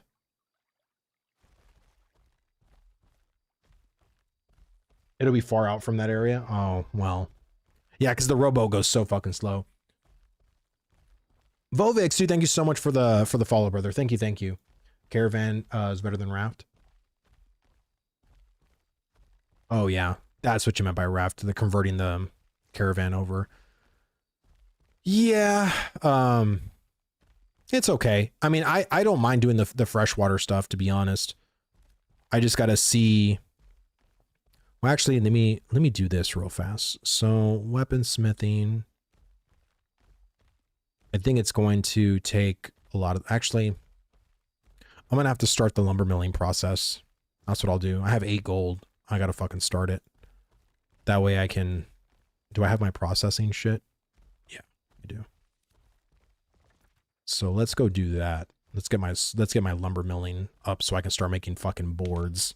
Once I get up to apprentice, then I should be good. But I think I have a bunch of wood in Halcyon, which I think is a village right now, if I'm not mistaken. Yeah. So we'll head to Halcyon, get the boards, or get lumber milling going, and then I'll head to Jova. I'll see how much I can put. If I can put a full 250, I'll do that. Even if it's common, I don't give a shit. I just need to fucking get it going. That'll be my next thing. Raft is caravan. You might be thinking of the rowboat. You can use that in saltwater, but it's slow and has no radar. Yeah. I mean, it's okay. I mean, honestly, I'm earning gold because honestly, like you need fucking gold for everything basically. And, I was broke for so long that it's just nice actually having this much gold right now. So wait, did it give me a lure?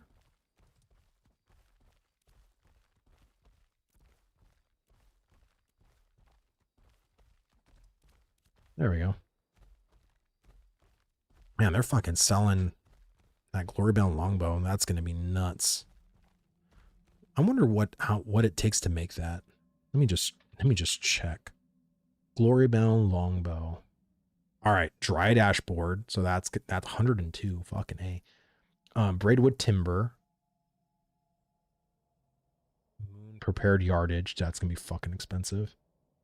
50 Riverline essences. Jesus Christ. Okay.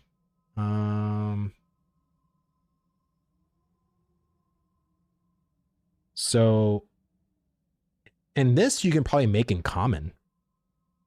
Like this, like you can just make the fucking dry dashboard in common. Like, so the weight system I think still applies, meaning that you can have like to make like a glory bound longbow, like heroic, you can probably find 2 braidwood timbers in epic, get these in common and these in like rare or heroic potentially. And this could probably turn into like a heroic longbow. Like I think those weights still kind of work in that fashion. Let me see, fellas are converting caravan to raft and sailing out as they only had 10 silver if you get jumped as opposed to 18 on the Corsair. Yeah, I know a lot of people have been doing that. I mean, yeah, the Corsair, the fact that it's that much and if it gets destroyed, you're kind of out that gold. It's kind of nuts, to be honest with you. I was broke as fuck, but made 24 gold in the last 3 days running running miles like a bot. Yeah, I know. A lot of people have been doing the caravan, or not the caravans, but the crates, and going like, I've seen several people go some crazy ass distances. Like I've seen people go from Kaltorum literally all the way to the end over here to Squall's End, which is insane. Like I think if you're level 25 or in the 20s, like if you're level 20 something, like 100% you can do that, but it's going to be such a trek if you are in the teens. Like that's, I mean, you can die very easily in some of the routes. Your route preparation needs to be really, really good. Let me see. I finally figured out a small loop to break out of poverty and grind up my professions. Unfortunately, the essence has no rarity scaling yet. It's only common. Yeah. And I feel like that shouldn't be a barrier on rarity, but I think they're still figuring shit out, right? Also, do we really need to drop half Farglint on death? Seems a bit oppressive to me. I think I've rarely come back to actually find my glint when I die. Flagging doesn't really mean much. I mean, I think when it comes to dying, it depends on how you died, right? It could be by dying from a mob. It could be by dying from another player. But I think losing a quarter, it's not half, but it's very much like a quarter. It's like 25% of your stuff. It does suck. Not saying it doesn't, but I think it's designed to suck. And it's those kinds of things that really make you be more like on edge, you know, to think more strategically on stuff and not have it be something that you're willy-nilly about. It's honestly the same approach when I talk to like people that play Elden Ring or Dark Souls games.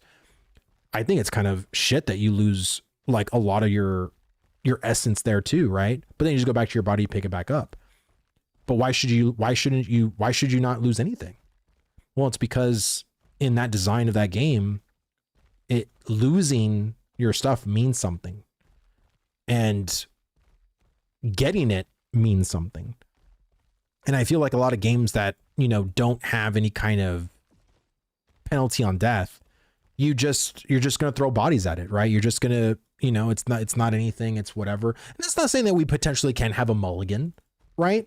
It's not saying that once per day you don't lose anything, right? But that's up to Steven if he wants to do that. I think ultimately, like, games like this, like, it's not always going to be your cup of tea for every single system. And I don't expect, Justin, dude, thank you so much for the sub, brother. Thank you. I did a KT to Mirrorless solo run a few nights ago around midnight. Easy, nice, easy cruise. Awesome, brother.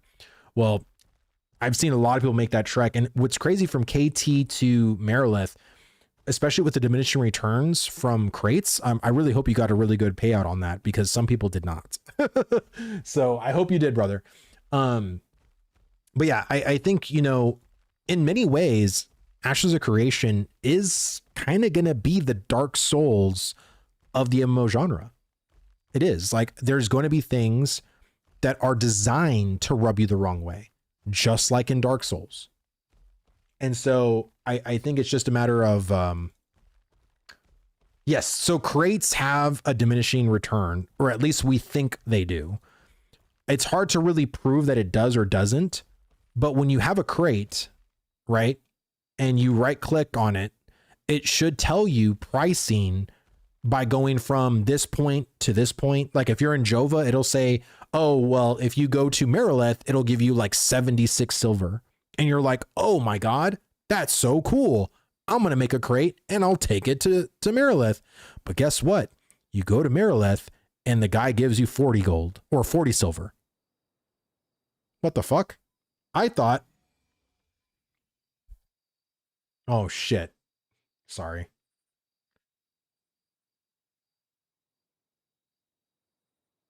I'll say it when you come back. Yes, sir. Thanks for the great streams and all the helpful info and insight on AOC. And no problem, Justin, man. That's what I'm here for, man. I have a lot of knowledge. Not saying I'm like, there are some people that know way more than me, but I do have a lot of knowledge on the game. And I try to help players and help people understand the game better, because the game right now doesn't do a good job of doing so, because that's not their focus right now. Their focus is to continue making the game and expanding the game and making the game better. So, yeah, man, thank you. I have little respect for games like WoW, because progression is just slamming your face into content until you beat it. In Ashes, you can't do that. You have to play the game. Oh, for sure. Ad finished. Okay. Diffusely bow? Is that how you say it? I hope so. Thank you so much for the follow, brother. Thank you. Hope you're enjoying the stream. Death being punishing gives life meaning. 100%. Well, and again, this is basically what I'm saying. Because what were we talking about, Fez? The crate DR. So crate DR is something that hasn't really been proven, but we think this is the case, because whenever you go and you're in Jova, you can look at a listing to see from Jova to Marileth, from Jova to wherever, and it gives you like a little advertised price. If you take it over here, this is the silver or gold you're going to make. But you can literally do it, make the crate, go to that spot, and realize when you get to the person to turn in that he's not going to give you that. He's going to give you way less. Like there was a person that whispered me and said, man, I went from Halcyon to Marileth, and it said it was supposed to give me 93 silver. And he showed me a screenshot. It was 23 silver. And so there's people that have left. So they didn't turn it in, and they left it in the cargo area in the settlement, and went back later. And apparently, and again, I can't corroborate this, but apparently the price went up. So people think there's diminishing returns based on that. I don't know. Maybe it's just a bug. Who the fuck knows? I don't know. We don't have any kind of concrete for sure thing from Intrepid yet, or from Steven or anything like that. Let me see. Do you know if there will be a pirate-like faction, or only corrupted players like in Arcage? Well, factions in Ashes are guilds. Like that's literally what it is. So is there going to be a pirate guild you can join? Absolutely. Because there are literal fishing guilds you can join right now. There are lumberjacking guilds you can join right now. And Ashes is not a 3 or 2 faction based MMORPG. There is no factions with Ashes. So there are pirates. There are, but your faction really is your guild. And, so there's just a lot of factions in Ashes really, because there's just so many different guilds. But that's kind of my answer to you on that. Let me see. If you got good mats on you, looting a corpse often is too risky. Controlling the market like blood diamonds. Yeah, I would say that I've never looted anybody so far in phase 3. I mean, I have looted people for sure, because there was one time, and it was on stream too. There was a guy glowing epic, and he had like 4 glowing glint on him, and like 3 heroic, like the big like gold glint, and I was like, and I just took all this glint. And I fucking zoomed out and I was like, oh my God, like, I can't believe I did that. But yeah, that was, he must've been grinding for a while, because he had a shit ton of stuff on him. So it's like in those scenarios, heck yeah, like I'll risk going combatant to get that shit off of a body. But am I going to go combatant to get like 4 dim glint and, 8 dull glint and like a flax? No. You know what I mean? And I've seen so many people not go flagged. Like they'll literally go and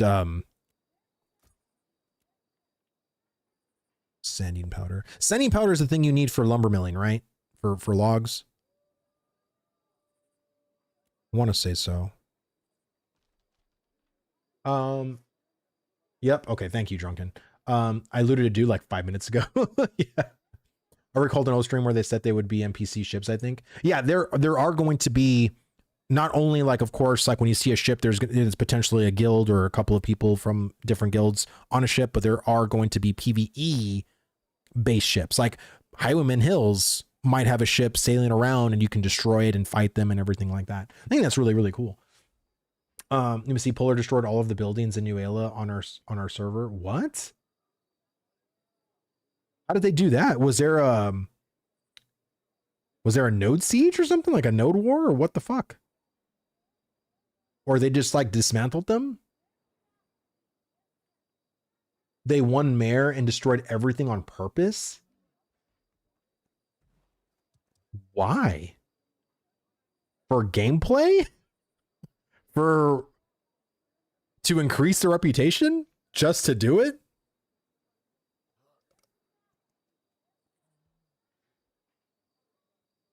Glad I'm not on Resna. That's all I gotta say. I'm glad I'm not on Resna. I think that's what's gonna make people switch servers too.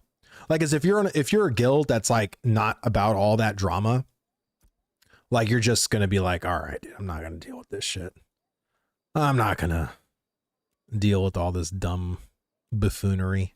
20, 40, 60, 80, 100.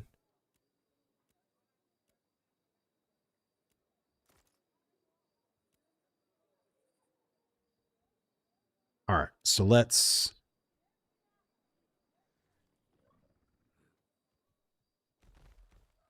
go to my marketplace real fast. The Mexican restaurant called. They want their cut back. No, brother, it's Pizza Hut. They've been calling me non-fucking stop, and I refuse. It's mine. It's my fucking Coca-Cola cup now. Take me to court. I don't care. All right, let me see. 20, 40, 60. 3. Do we have any more?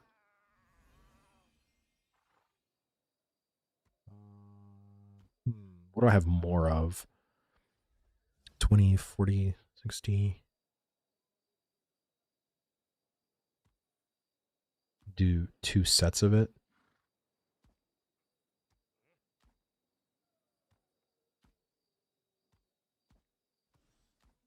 Hold on, sorry, I'm trying to get all my shit situated. All right, so I got this.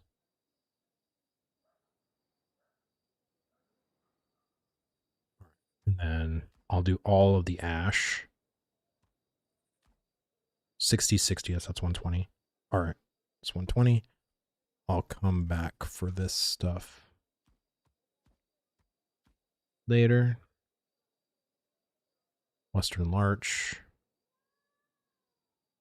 This is the oak.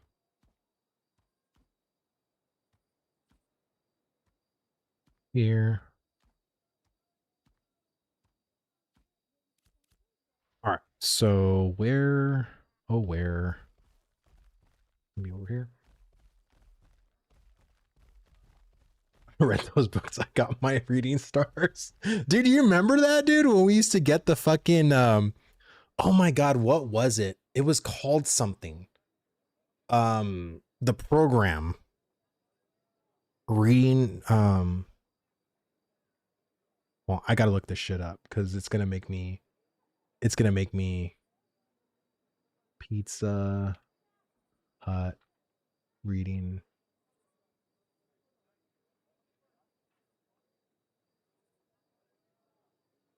Book it. Oh my god, it's Pizza Hut's Ready program for kids. It was called the Book It program, and it would incentivize pre-K to 6th graders that rewards reading with free personal pan pizzas from Pizza Hut. Dude, that shit.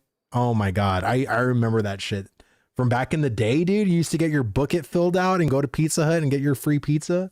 That shit was insane. I loved it. Honestly, I love it's possible to do that. Just need people to start allowing Polar to win Mare. Well, I mean, right now, I would say that when it comes to the settlements, every settlement is election type, which that won't be the case. Again, there are 4 types of settlements in Ashes of Creation. There's military, economic, scientific, and divine. But the only one that'll ever be popular vote is scientific. The economic node will be a silent bidding system. So whoever the highest bidder is will become mayor. The military node will have like this battle royale, winner wins all kind of thing for mayor. It's a PvP thing. And then divine nodes or divine settlements will have to go on some PvE religious quest, and whoever's the first to complete it or the first to get however much reputation will end up becoming the mayor.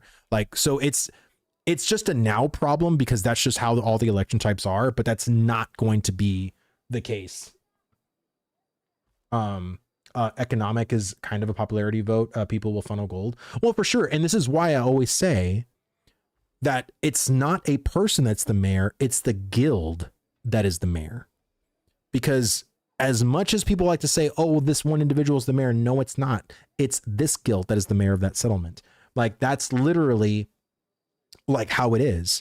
Because, and there's people like that I heard of in our server that I got kicked out of their guild because of how poor of a job they did as mayor. And they didn't want it to be reflected on their guild. So yes, it's very much a, it is very much going to be a guild thing. I 100% agree. Where is this is so weird. Why is it different here? This is not the layout that I fucking remember. There used to be the fucking lumber milling station here. Now it's not there. Am I going crazy? Like, metalworking's still here. Why isn't... Hold on. What?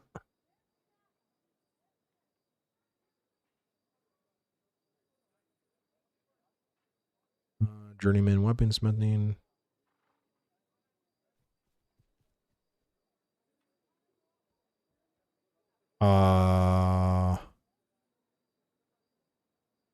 Do they not have a lumber milling station here? Like even a base one? I got...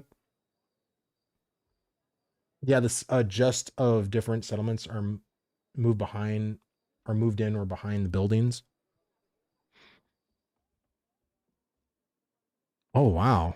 I guess I'm so used to towns now. There's carpentry. Is this lumber milling? Okay. I was like, the fuck, man? All right. And how much is this? 31 silver? No! Fuck. Oh my God, I'm an idiot. Can I cancel it? Can I cancel it? What? I've never canceled it. Like, what happens if I cancel it? Do I have to pay for it again? It doesn't matter. Fuck it. Remind me to use my fucking processing scroll. Like, Jesus Christ. Ah. It's okay. It's okay. You guys know I'm an idiot, right? It's par for the course on the Vladis Gaming channel, right? Don't cancel. Yeah, okay. I didn't cancel. You'll lose it all. What the fuck? That's insane. Okay. I guess I'll just have to learn my lesson from that. Okay, so now that I did that, I'm at 20, 40, 60, 80, 100.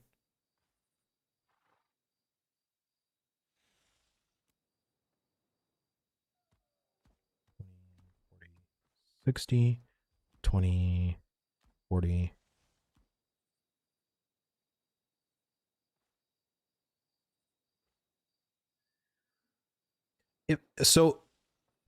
If I put a couple of common with the oak, is it just going to make it common? Or will it all be uncommon because there's just way more uncommon than the couple of common?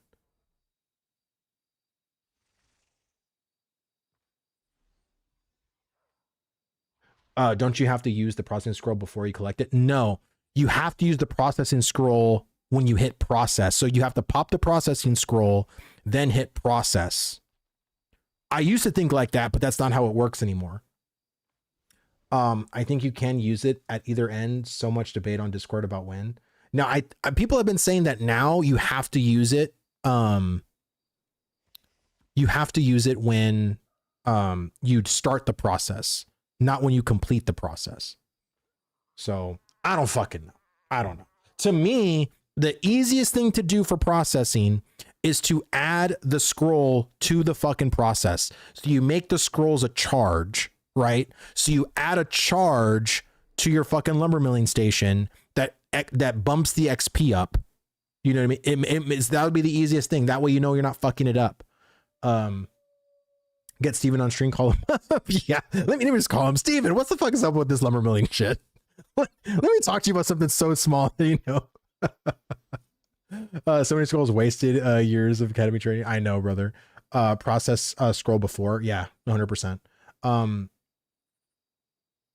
Let me see. It will average the materials rounding down. So any common makes it a common. That's so stupid. Like, I figured it should be like a weighted thing. Like, if there's like 98% uncommon, but you add like 2% common, it should just be all uncommon, like 100% uncommon. Like, I think the fact that you like can't do that is just stupid. Let me see. So I got 20, 40. So let me go get some more. So was it 20, 40? So let me just fucking hit it now. That way it's done. 60, 80, 120. And there'll be a couple of leftover.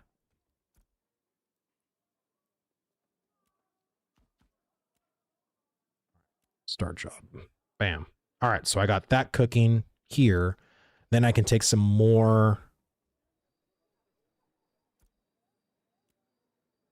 I'll take some more wood to Jova, and I can process over there. Because doesn't Jova have a carpentry station, if I'm not mistaken? Construction house.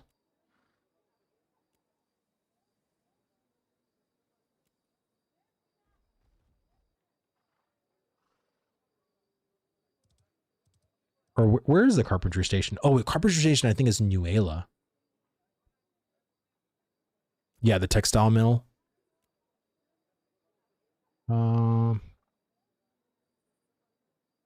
Wait, no, textile mill, that's not. Where the fuck is the lumber milling one? Do we not have a lumber milling one yet? It's okay. I'll take it to Jova anyway. Jova's like my main town. I just keep all my wood here in Halcyon. Milling is in Nuela. Okay. All right. So what am I at? 7 gold? Not too bad. Okay, so now I'm gonna take all the commons now. So 20, 40, 60.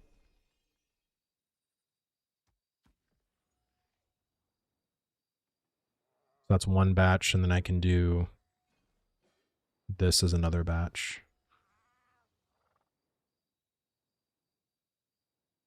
And then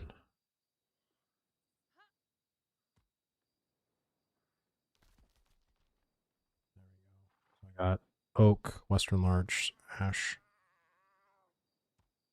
Let's put the thing here. All right, well, I gotta fucking start chopping more trees, because let me see, what do I got? If I just honestly hit like one oak tree, I'll get that up to 63. So there's this other content creator that game will die because the sweats will deter all of the casuals, and they would eventually fight themselves and then get tired and quit the game. Thoughts? Will there be sweats that go way too fucking hard and then eventually lose to their enemy and get pissed off and quit the game? Absolutely. But the thing is that like any good game, people, especially gamers that are sweats, even though they may be bested, want to reprove themselves. And will they quit for like a patch? Possibly. But I feel like this game, in those players' minds that really fucking enjoy it, they will hate play it, because it's the same people who fucking play Arc Raiders who literally, like, if you pop into any Arc Raider stream and watch someone who's playing Arc Raiders and they're constantly fucking losing, will they G quit, or will they quit the game for that day because they're just like on this losing streak? Absolutely. But I can guarantee you they'll log in tomorrow and play again. And the reasoning why that happens is because games like that make you really fucking frustrated, it's this dopamine chase that you're getting. And as frustrating as it fucking is to lose to some stupid shit in Arc Raiders, it feels so fucking satisfying to win.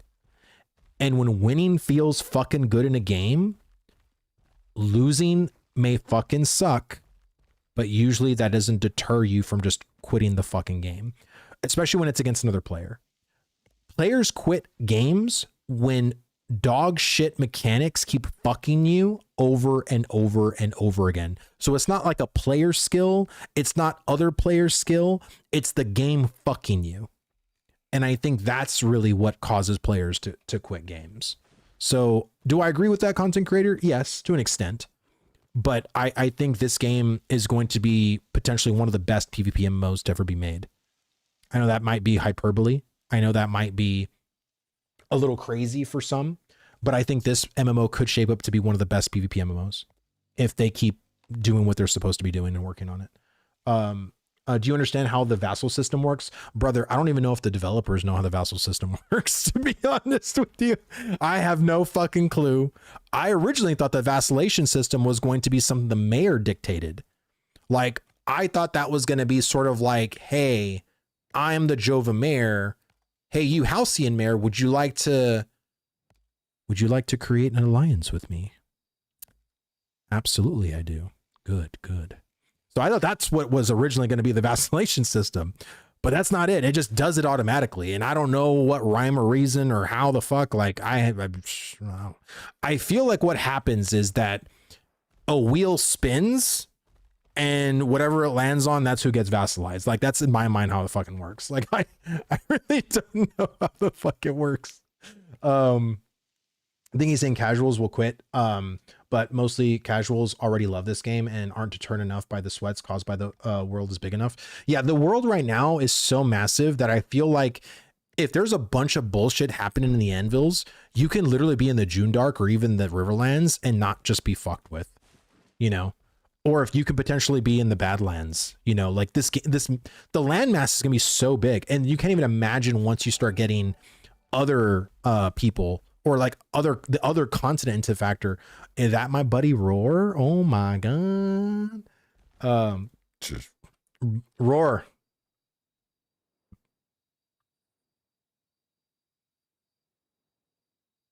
So my buddy Roar, if you don't know who he is, go look up his YouTube content, because you probably have seen his content.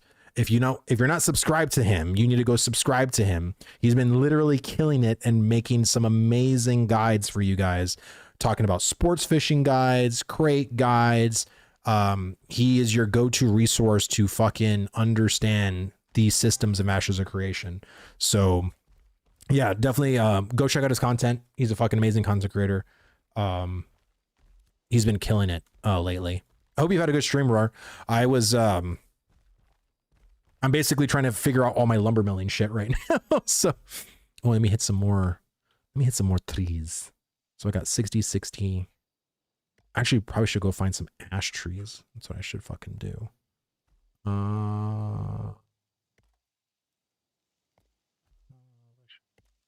It doesn't matter, but I do need to find some ash trees. That's for sure. You see, how are they chosen? Because ZOIs can change server to server. It has to do with the amount of XP and who's competing with those neighboring. Yeah, like I said, I don't know how it fucking works, man. I don't. Was a good stream, brother. I need food. Have a great stream, Lurk. All right, yeah, go get some food, brother. I know that feeling all too well. My lips are so chapped right now. My lips fucking hurt right now.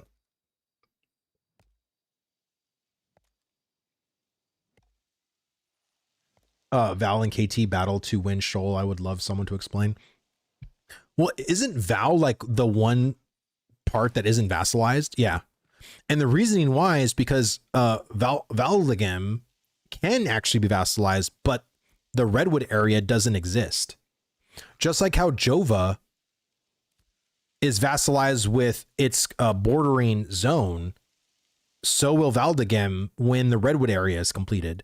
Once the Redwood is completed, you're going to see Valdegem with like 2 other settlement potentially like over here. You know what I'm saying? So it's just a matter of like the other biomes need to be completed. But yeah, that's kind of like why that happened. It's just a time thing, really. That's all it is. I don't know what else to tell you. Excuse me. Man, I haven't chopped trees in a bit, man. I need to actually get my lumberjacking up. But this is the stuff I usually do off stream because I try to do all the boring shit off stream. That way I can concentrate on like, you know, the fun stuff, which is kind of hard to say what's fun for people to watch. Like, I don't know.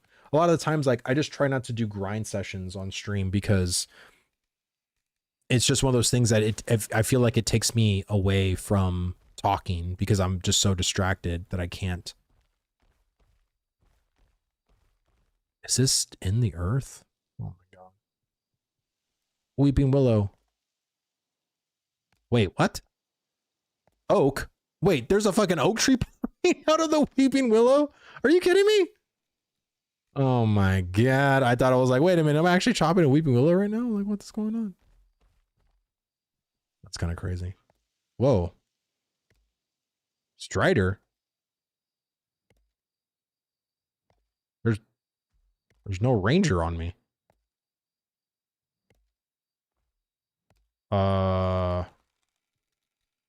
Steven? Are you invisible? Are you watching me? Are you protecting me? I don't know what happened. My PB is a quadruple node. What? What are you talking about?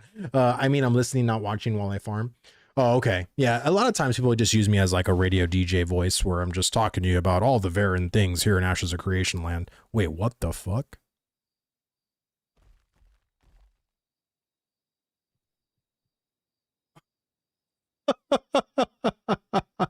I didn't even see him. Oh my god. Yes. Oh man.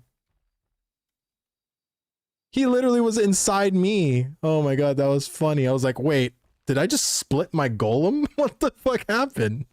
Oh, that was so funny, man. He means 4 on top of each other? Oh my god. That's nutty, brother. Let me chop this ash over here and get some ash so I can bam, bam, bam.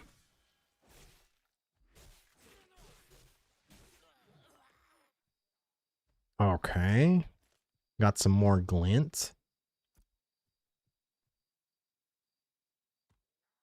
This glint over here.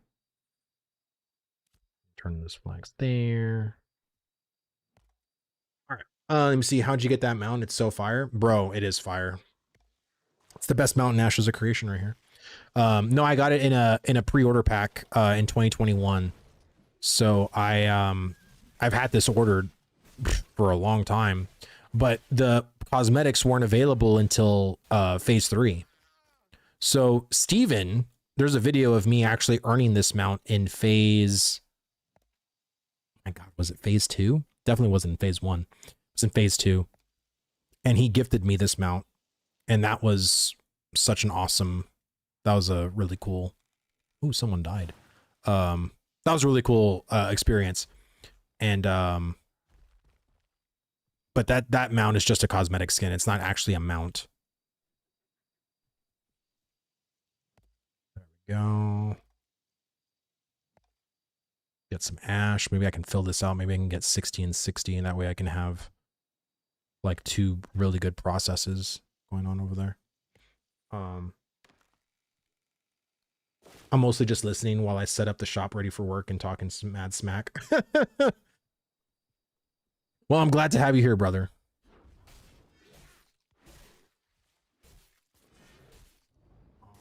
There we go, getting that shit done. Ooh, I like it. Is there more ash over here? Looks like there's a tree right here I can get real fast before I go to Jova. It's kind of weird that you mask your mount with the skin. I don't know.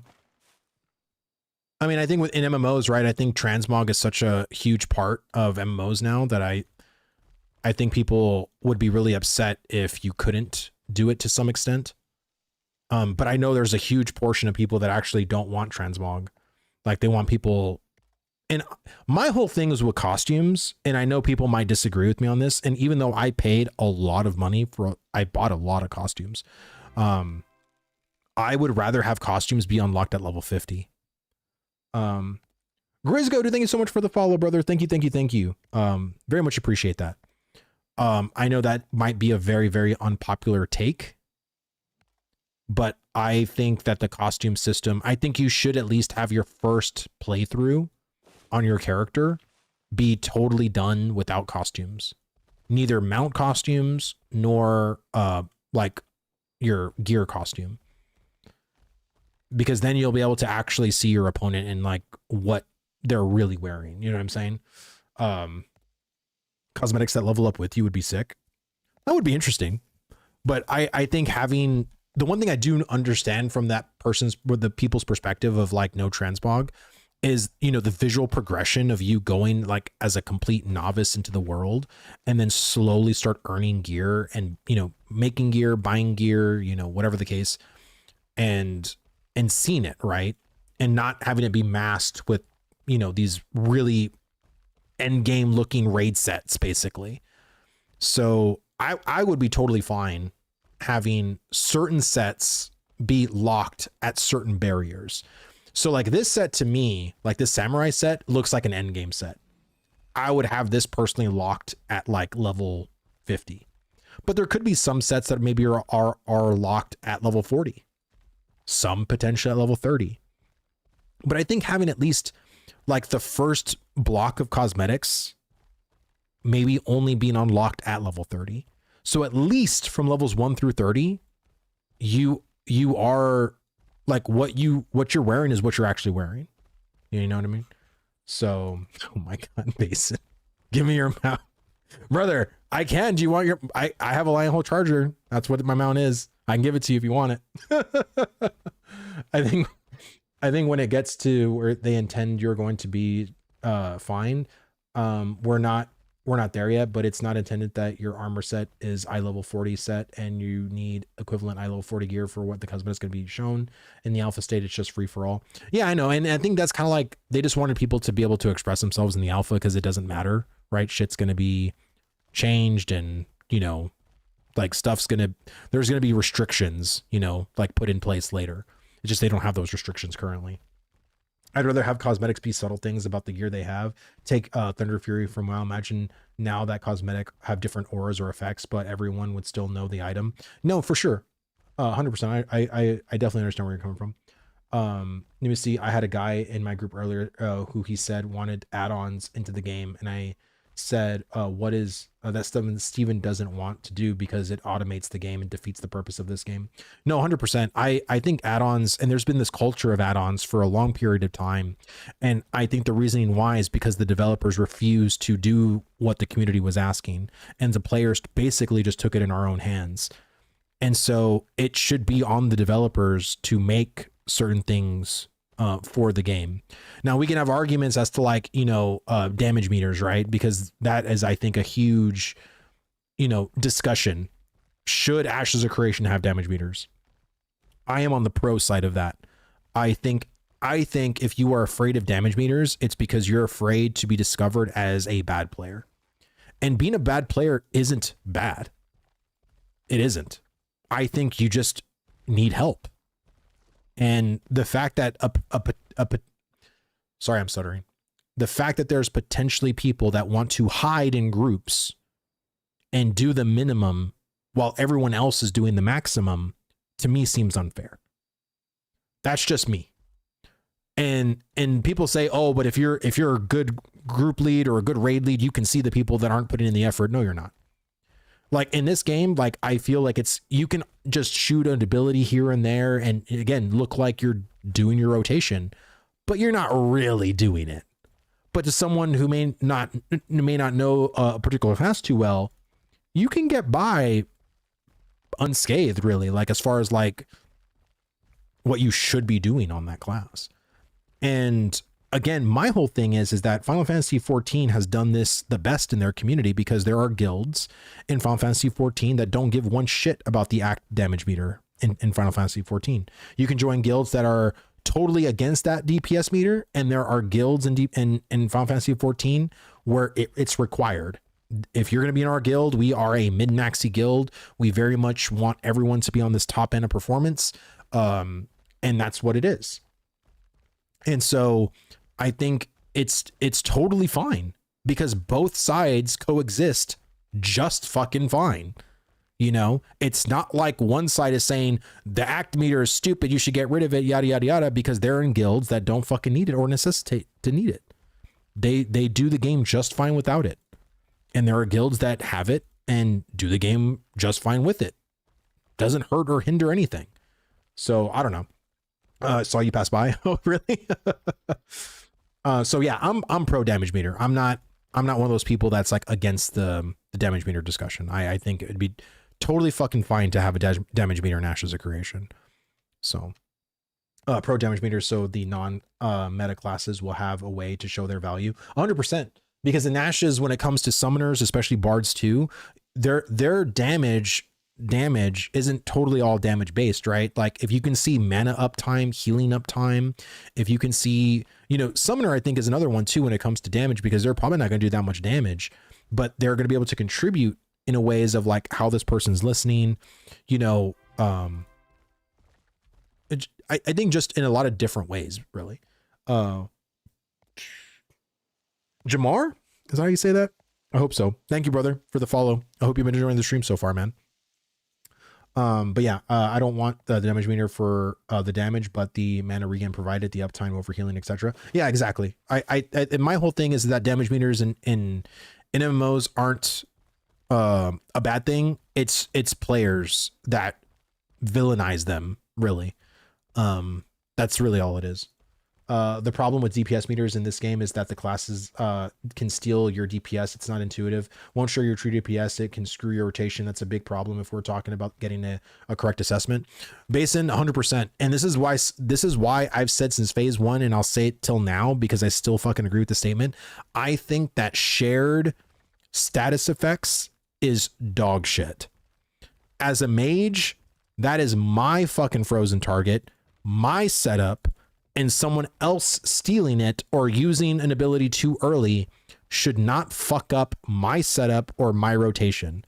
I don't care what anyone says. That's not fun or compelling gameplay. It's dog shit. I would rather have my own personal rotation be on me to fail or to succeed and not based on other people.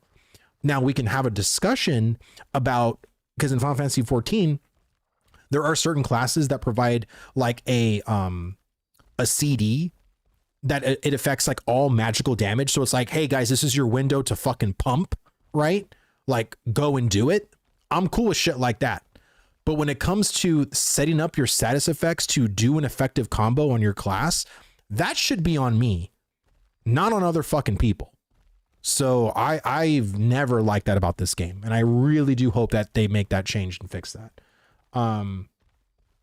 Let me see. Funny thing is that I can still get my shatters off with other mages, but it doesn't work on burning and other effects. Yeah, no, 100%. Let me see. No, that's what makes Ashes grouping good, is the interaction between the effects. I disagree.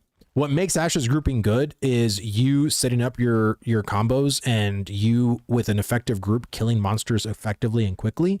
You're not having more fun because you're setting up the status effects, at least in my opinion. And again, we can be in agreed to disagree here. I don't have fun doing that. Now you may have fun doing that, and that's great, but I think it's just dog shit. I hate it. And I don't like the fact that other people have influence or effects on my rotation based off of those status effects. I just don't like that. I'd rather have it affect other things, like potentially like an effective damage window or something like that, but not stealing my ignite or stealing my shatter. Like I don't like that. That isn't something that makes it compelling to me. Let me see. I hated being tank and having important targets trip immune because the DPS tripped willy-nilly. Then I get blamed for not CCing the mages. No, that's exactly my point, right? Like I really don't like the fact that shit gets shared, but it also gets abused too, because also with my rotation on the fighter, my effective rotation is to trip. You know what I'm trying to say? Like that's how my rotation works. So now I'm being punished to effectively do my rotation because it's causing like issues in that sense. You know what I'm saying? Like, because otherwise I'll just have to randomly button push. You know what I'm saying? Like, and I don't know, like there's just so many things about like class design that still needs a lot of tweaking in my opinion. You could always play Skyrim and or something seems more your pace. Well, just because I don't like that one part of combat doesn't mean I'm just going to go off and start playing something else. Like, again, I'm not expecting Ashes of Creation to be perfect. And I've been playing this game for 3 phases with that dog shit mechanic. I don't need to love every single thing about Ashes. There was many things about even World of Warcraft that I freaking hated. And I played that game for almost 20 years. But it drives me up a wall that's a thing. I don't like it. Seems Anthem combat was great because you could coordinate the effects. I think having other classes doing it is great as long as it cannot be part of the setup. Like if a mage, if I freeze everything, allows the fighter to shatter them. That seems fun to me.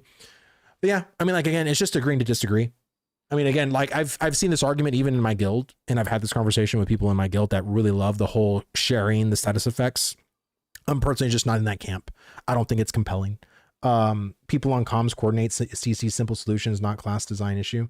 Yeah, like I said, it's just it's for a certain group that I'm just not a part of. Like I'm not a part of that group that loves that mechanic. I think the promotion system with status effects is good, but it consumes the original effect, feels bad. Shatter should go off and have the freeze remain. And I think this is all about like having open dialogue about systems like this. Because effectively, like, could we potentially get to a solution that works for both of us? Right. And what I'm saying is, oh, let's just get rid of the fucking system because that'll make me happy. But keeping the system makes you guys happy. So now it's like, well, what is it about the real specific nature of the interactions that makes me upset? And what can others do that still has those things?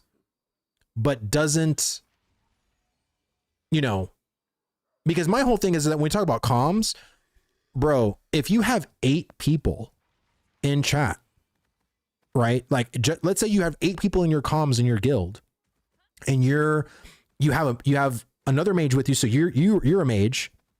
You have another mage. You have a fighter. You have a tank.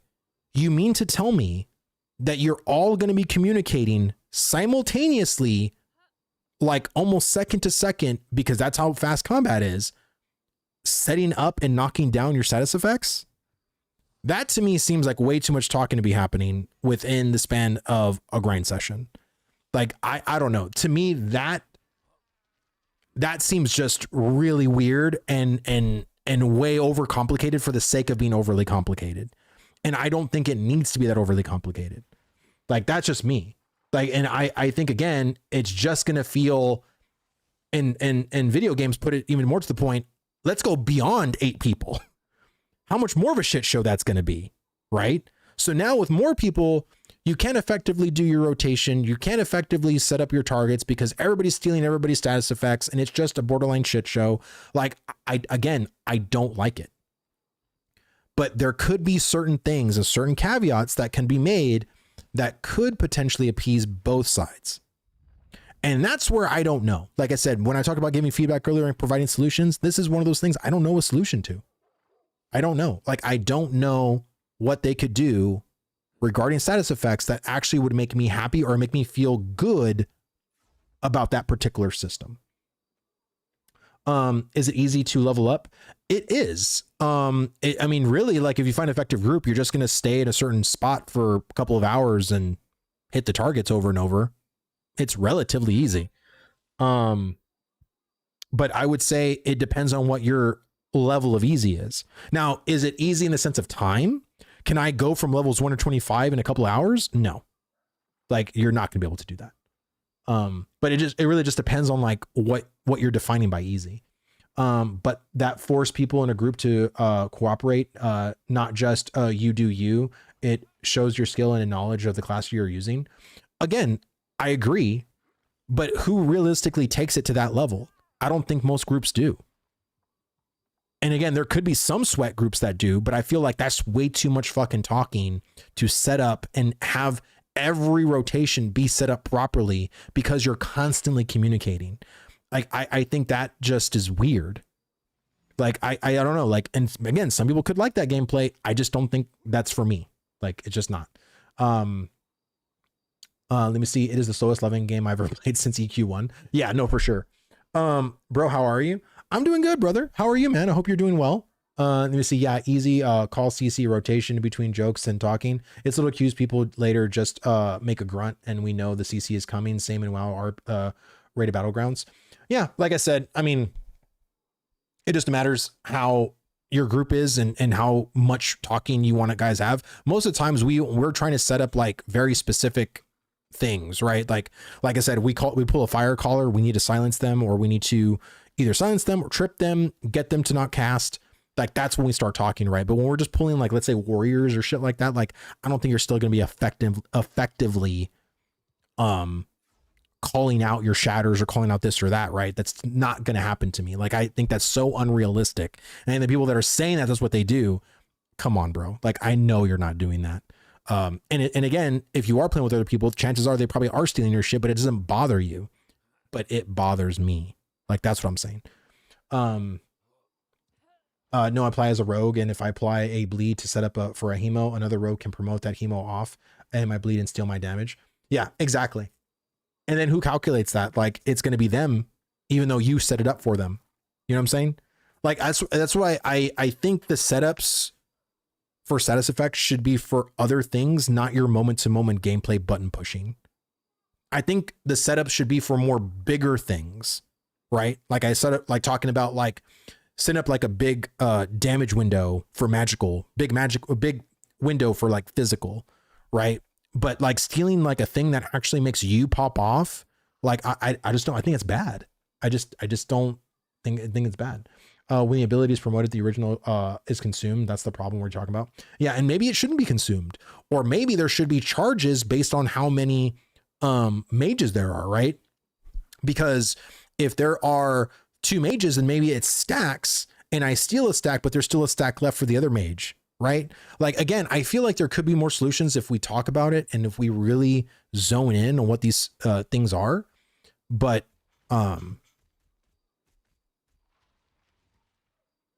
here, sorry, I've been talking. I've been yapping. It up. Here. Oh no.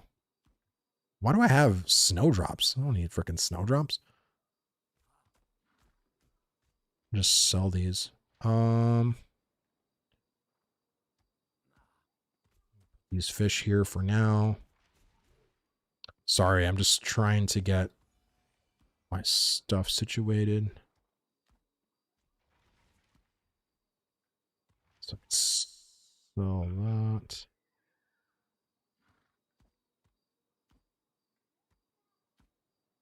There we go.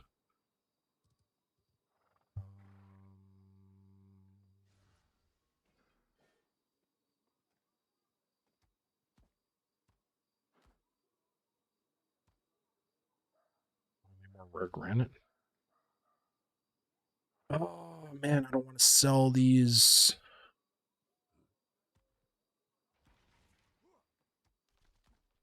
There.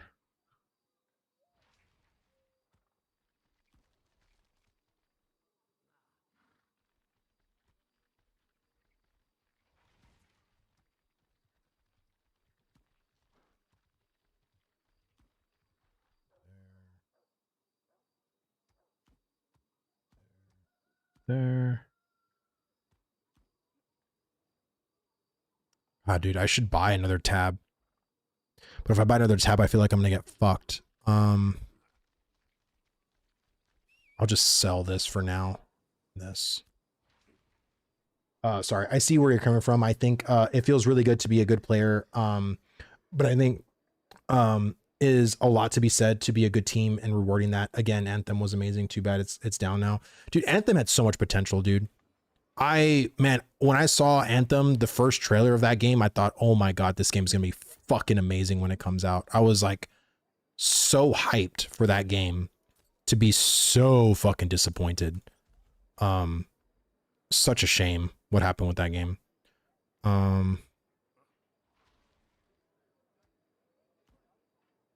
Standing 20, 40, 60.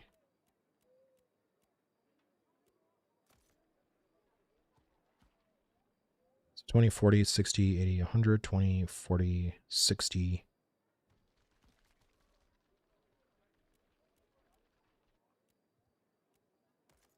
Go. Let me see. Why are you saving Glendon Bank? So, because there's a couple of things in the grand scheme of things that requires raw glint. So whenever you're making a crate, as an example, that actually makes you have raw glint to purchase. So if you come over here, how many slots of the bank do I got now? I still have more to purchase. I think I have four more tabs that I can purchase. It's like 20 gold. But so you see here at the bottom, it requires raw glint. So I save. So if I do 3 crates, if I make 3 crates and take it, 2 on my mule, 1 on me, and then I go to Marilith and I make another 3 crates, that's a bunch of raw glint that I need. So I basically just stash the raw glint to make crates. And then you also need raw glint to purchase the mayoral, or not the mayoral, but the not the scripts, but your what the fuck? Your citizen dues, your tax vouchers. You need raw glint to purchase your tax vouchers. Yeah, glint prints money if you don't vendor it. Yeah, it's basically I try my best to keep as much of the raw glint as I can and not sell it. There is sometimes I do sell it, but all right. So do I have any tree shit in here? I shouldn't, but I just want to make sure. Smoldering ash. So those are the only tree stuff I have. So I have 3. So I can buy 3 more stash tabs, and I'm still a liege. I'm not even an aristocrat yet. So once I become an aristocrat, I think I'll have 1 more storage, I think, that I can get here. So yeah, it's a lot of shit. So this is another thing that I have to kind of save up for sure, because having a lot of storage is just really fucking good for for me, because this last tab right here is driving me up a wall. Yeah, I don't know, I probably should get rid of a lot of this shit too, because I had this as a tab for buy orders, because a lot of the buy orders required you know, the tier 1 stuff, but I don't even think that we're even doing tier 1 anymore. Yeah. So it kind of is what it is. Man, where's a good place to farm palace cats? Oh, you're asking the wrong person, brother. I have never done animal husbandry nor hunting. So, yeah, I don't know. Good spot to farm mobs level 20, sir. I'm a ranger and want to solo farm.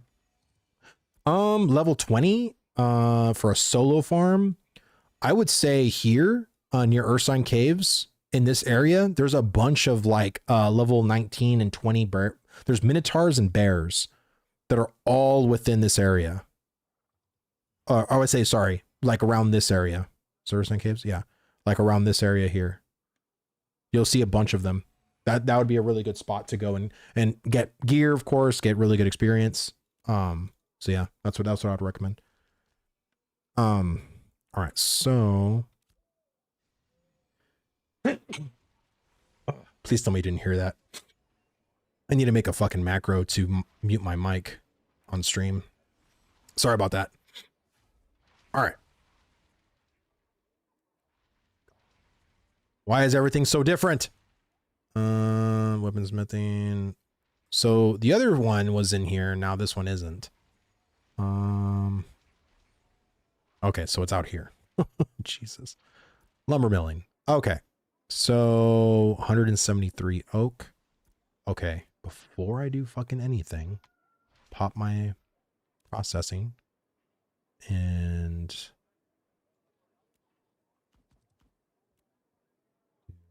oak. And then ash, is it 71 really? This is like 100 and something. Let me buy some more sanding powder.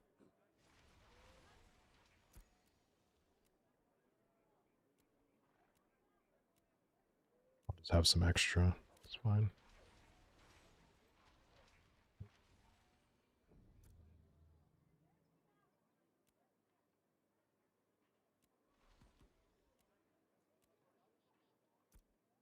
Down to 6. Down to 6 gold. All right. What type of crates are you running? I usually run economic crates. I've ran a couple to from Jova to Marilith. I usually don't go out to the Riverlands because I was like level 13, and I figured like I went into the tropics once and I died with those stupid flail runners. They got me, and so did the goblins. So like, okay, fuck this. But yeah, like now that I'm level 15, like I'm gonna probably try to do some more leveling when I'm not streaming and just get like higher and higher and hopefully hit around level 20. That's kind of my goal. Market crates only. Yeah, I mean, isn't that what they are? The market commodity crates. Let me see, special Vladis discount on rare goblin stripper, 12 gold. Bro, if I had 12 gold, I would give it to you right now. I have 6 now. You have a layaway plan? Because yeah, I mean, I would definitely buy that for sure. Even at like uncommon, I'd buy that shit. You see the scrolls take into effect when you claim crafts, not start them. At least I think so. See, that's what I think used to be the case, but now they said that you have to do it when you hit the process button, and then it like keeps it. So I don't fucking know. I mean, it's hard for all of us, or you know, all of us to kind of know. Let me see, crafting, gathering. I gotta put this in the guild bank. He's pulling his cock out. What server am I on? I am on the Shoal server. I am on the Shoal server. Let's see. On an initiate gear. I have some initiate gear in here. I'm gonna put some adept gear. This is an apprentice one, right? Yeah. Put that there. Sorry, Pockets, you can figure out who in the guild might want that stuff. There you go. All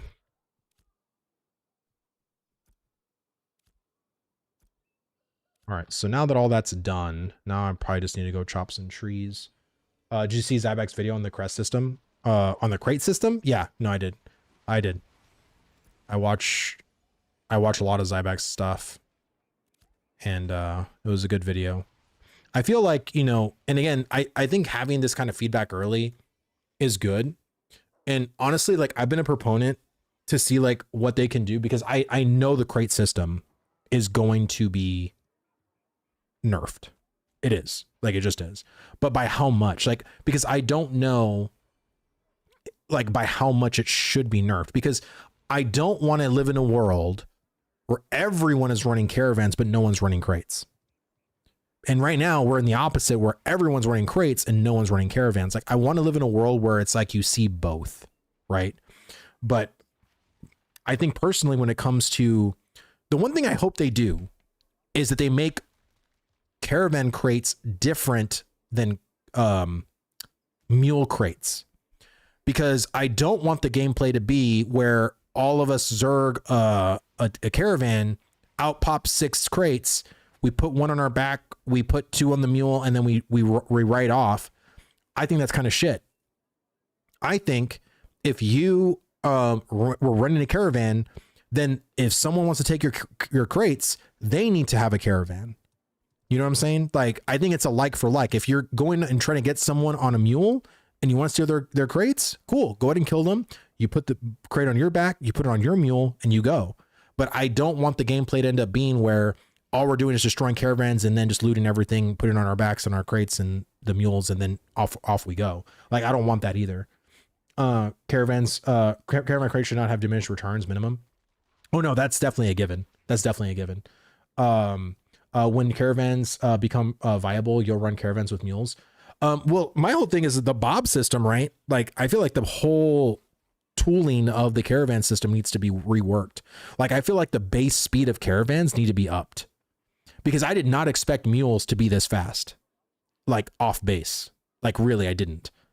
I think mules, not saying they're too fast, but it's like, I feel like they're pretty decent speed, but caravans are insanely fucking slow, like insanely slow.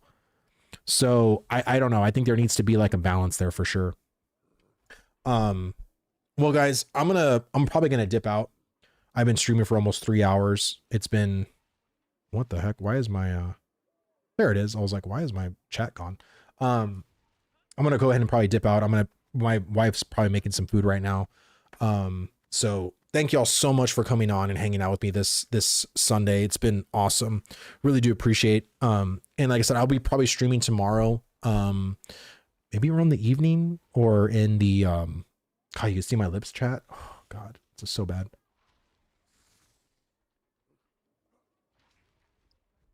Even the Lego caravans are slow. Yeah, it's like I said, there needs to be a whole retooling of the whole caravan system for sure. Vlad greater than Royer. I don't know about all that, man. I love my boy Royer, man. He's a great streamer, man. I think he's way fucking more funnier than I am. That's for sure. But yeah, no, it's just different strokes for different folks, bro. That's all it is. Every channel is different. Every personality is different, but I appreciate that.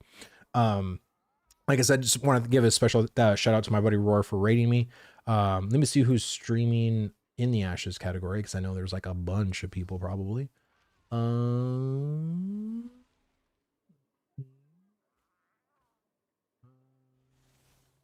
Anybody I know?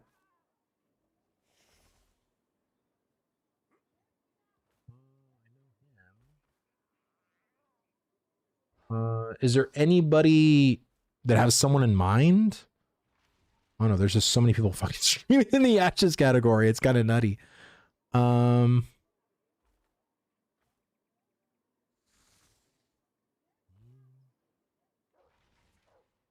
God. I haven't seen this many people streaming Ashes in a fucking while, man. That's wild.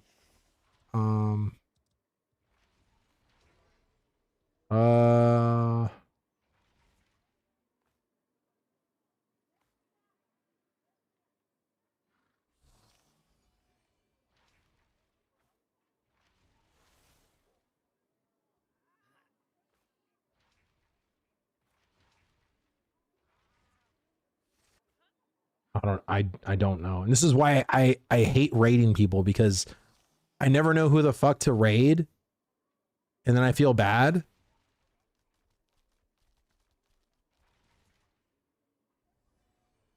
Look, I'm going to be indecisive and not raid anybody. Okay. Sorry. Like I said, I love my people, but I feel like so overwhelmed with the decision making. You want to go watch someone else? Please go watch anybody you want. But I will see you guys tomorrow. Have a great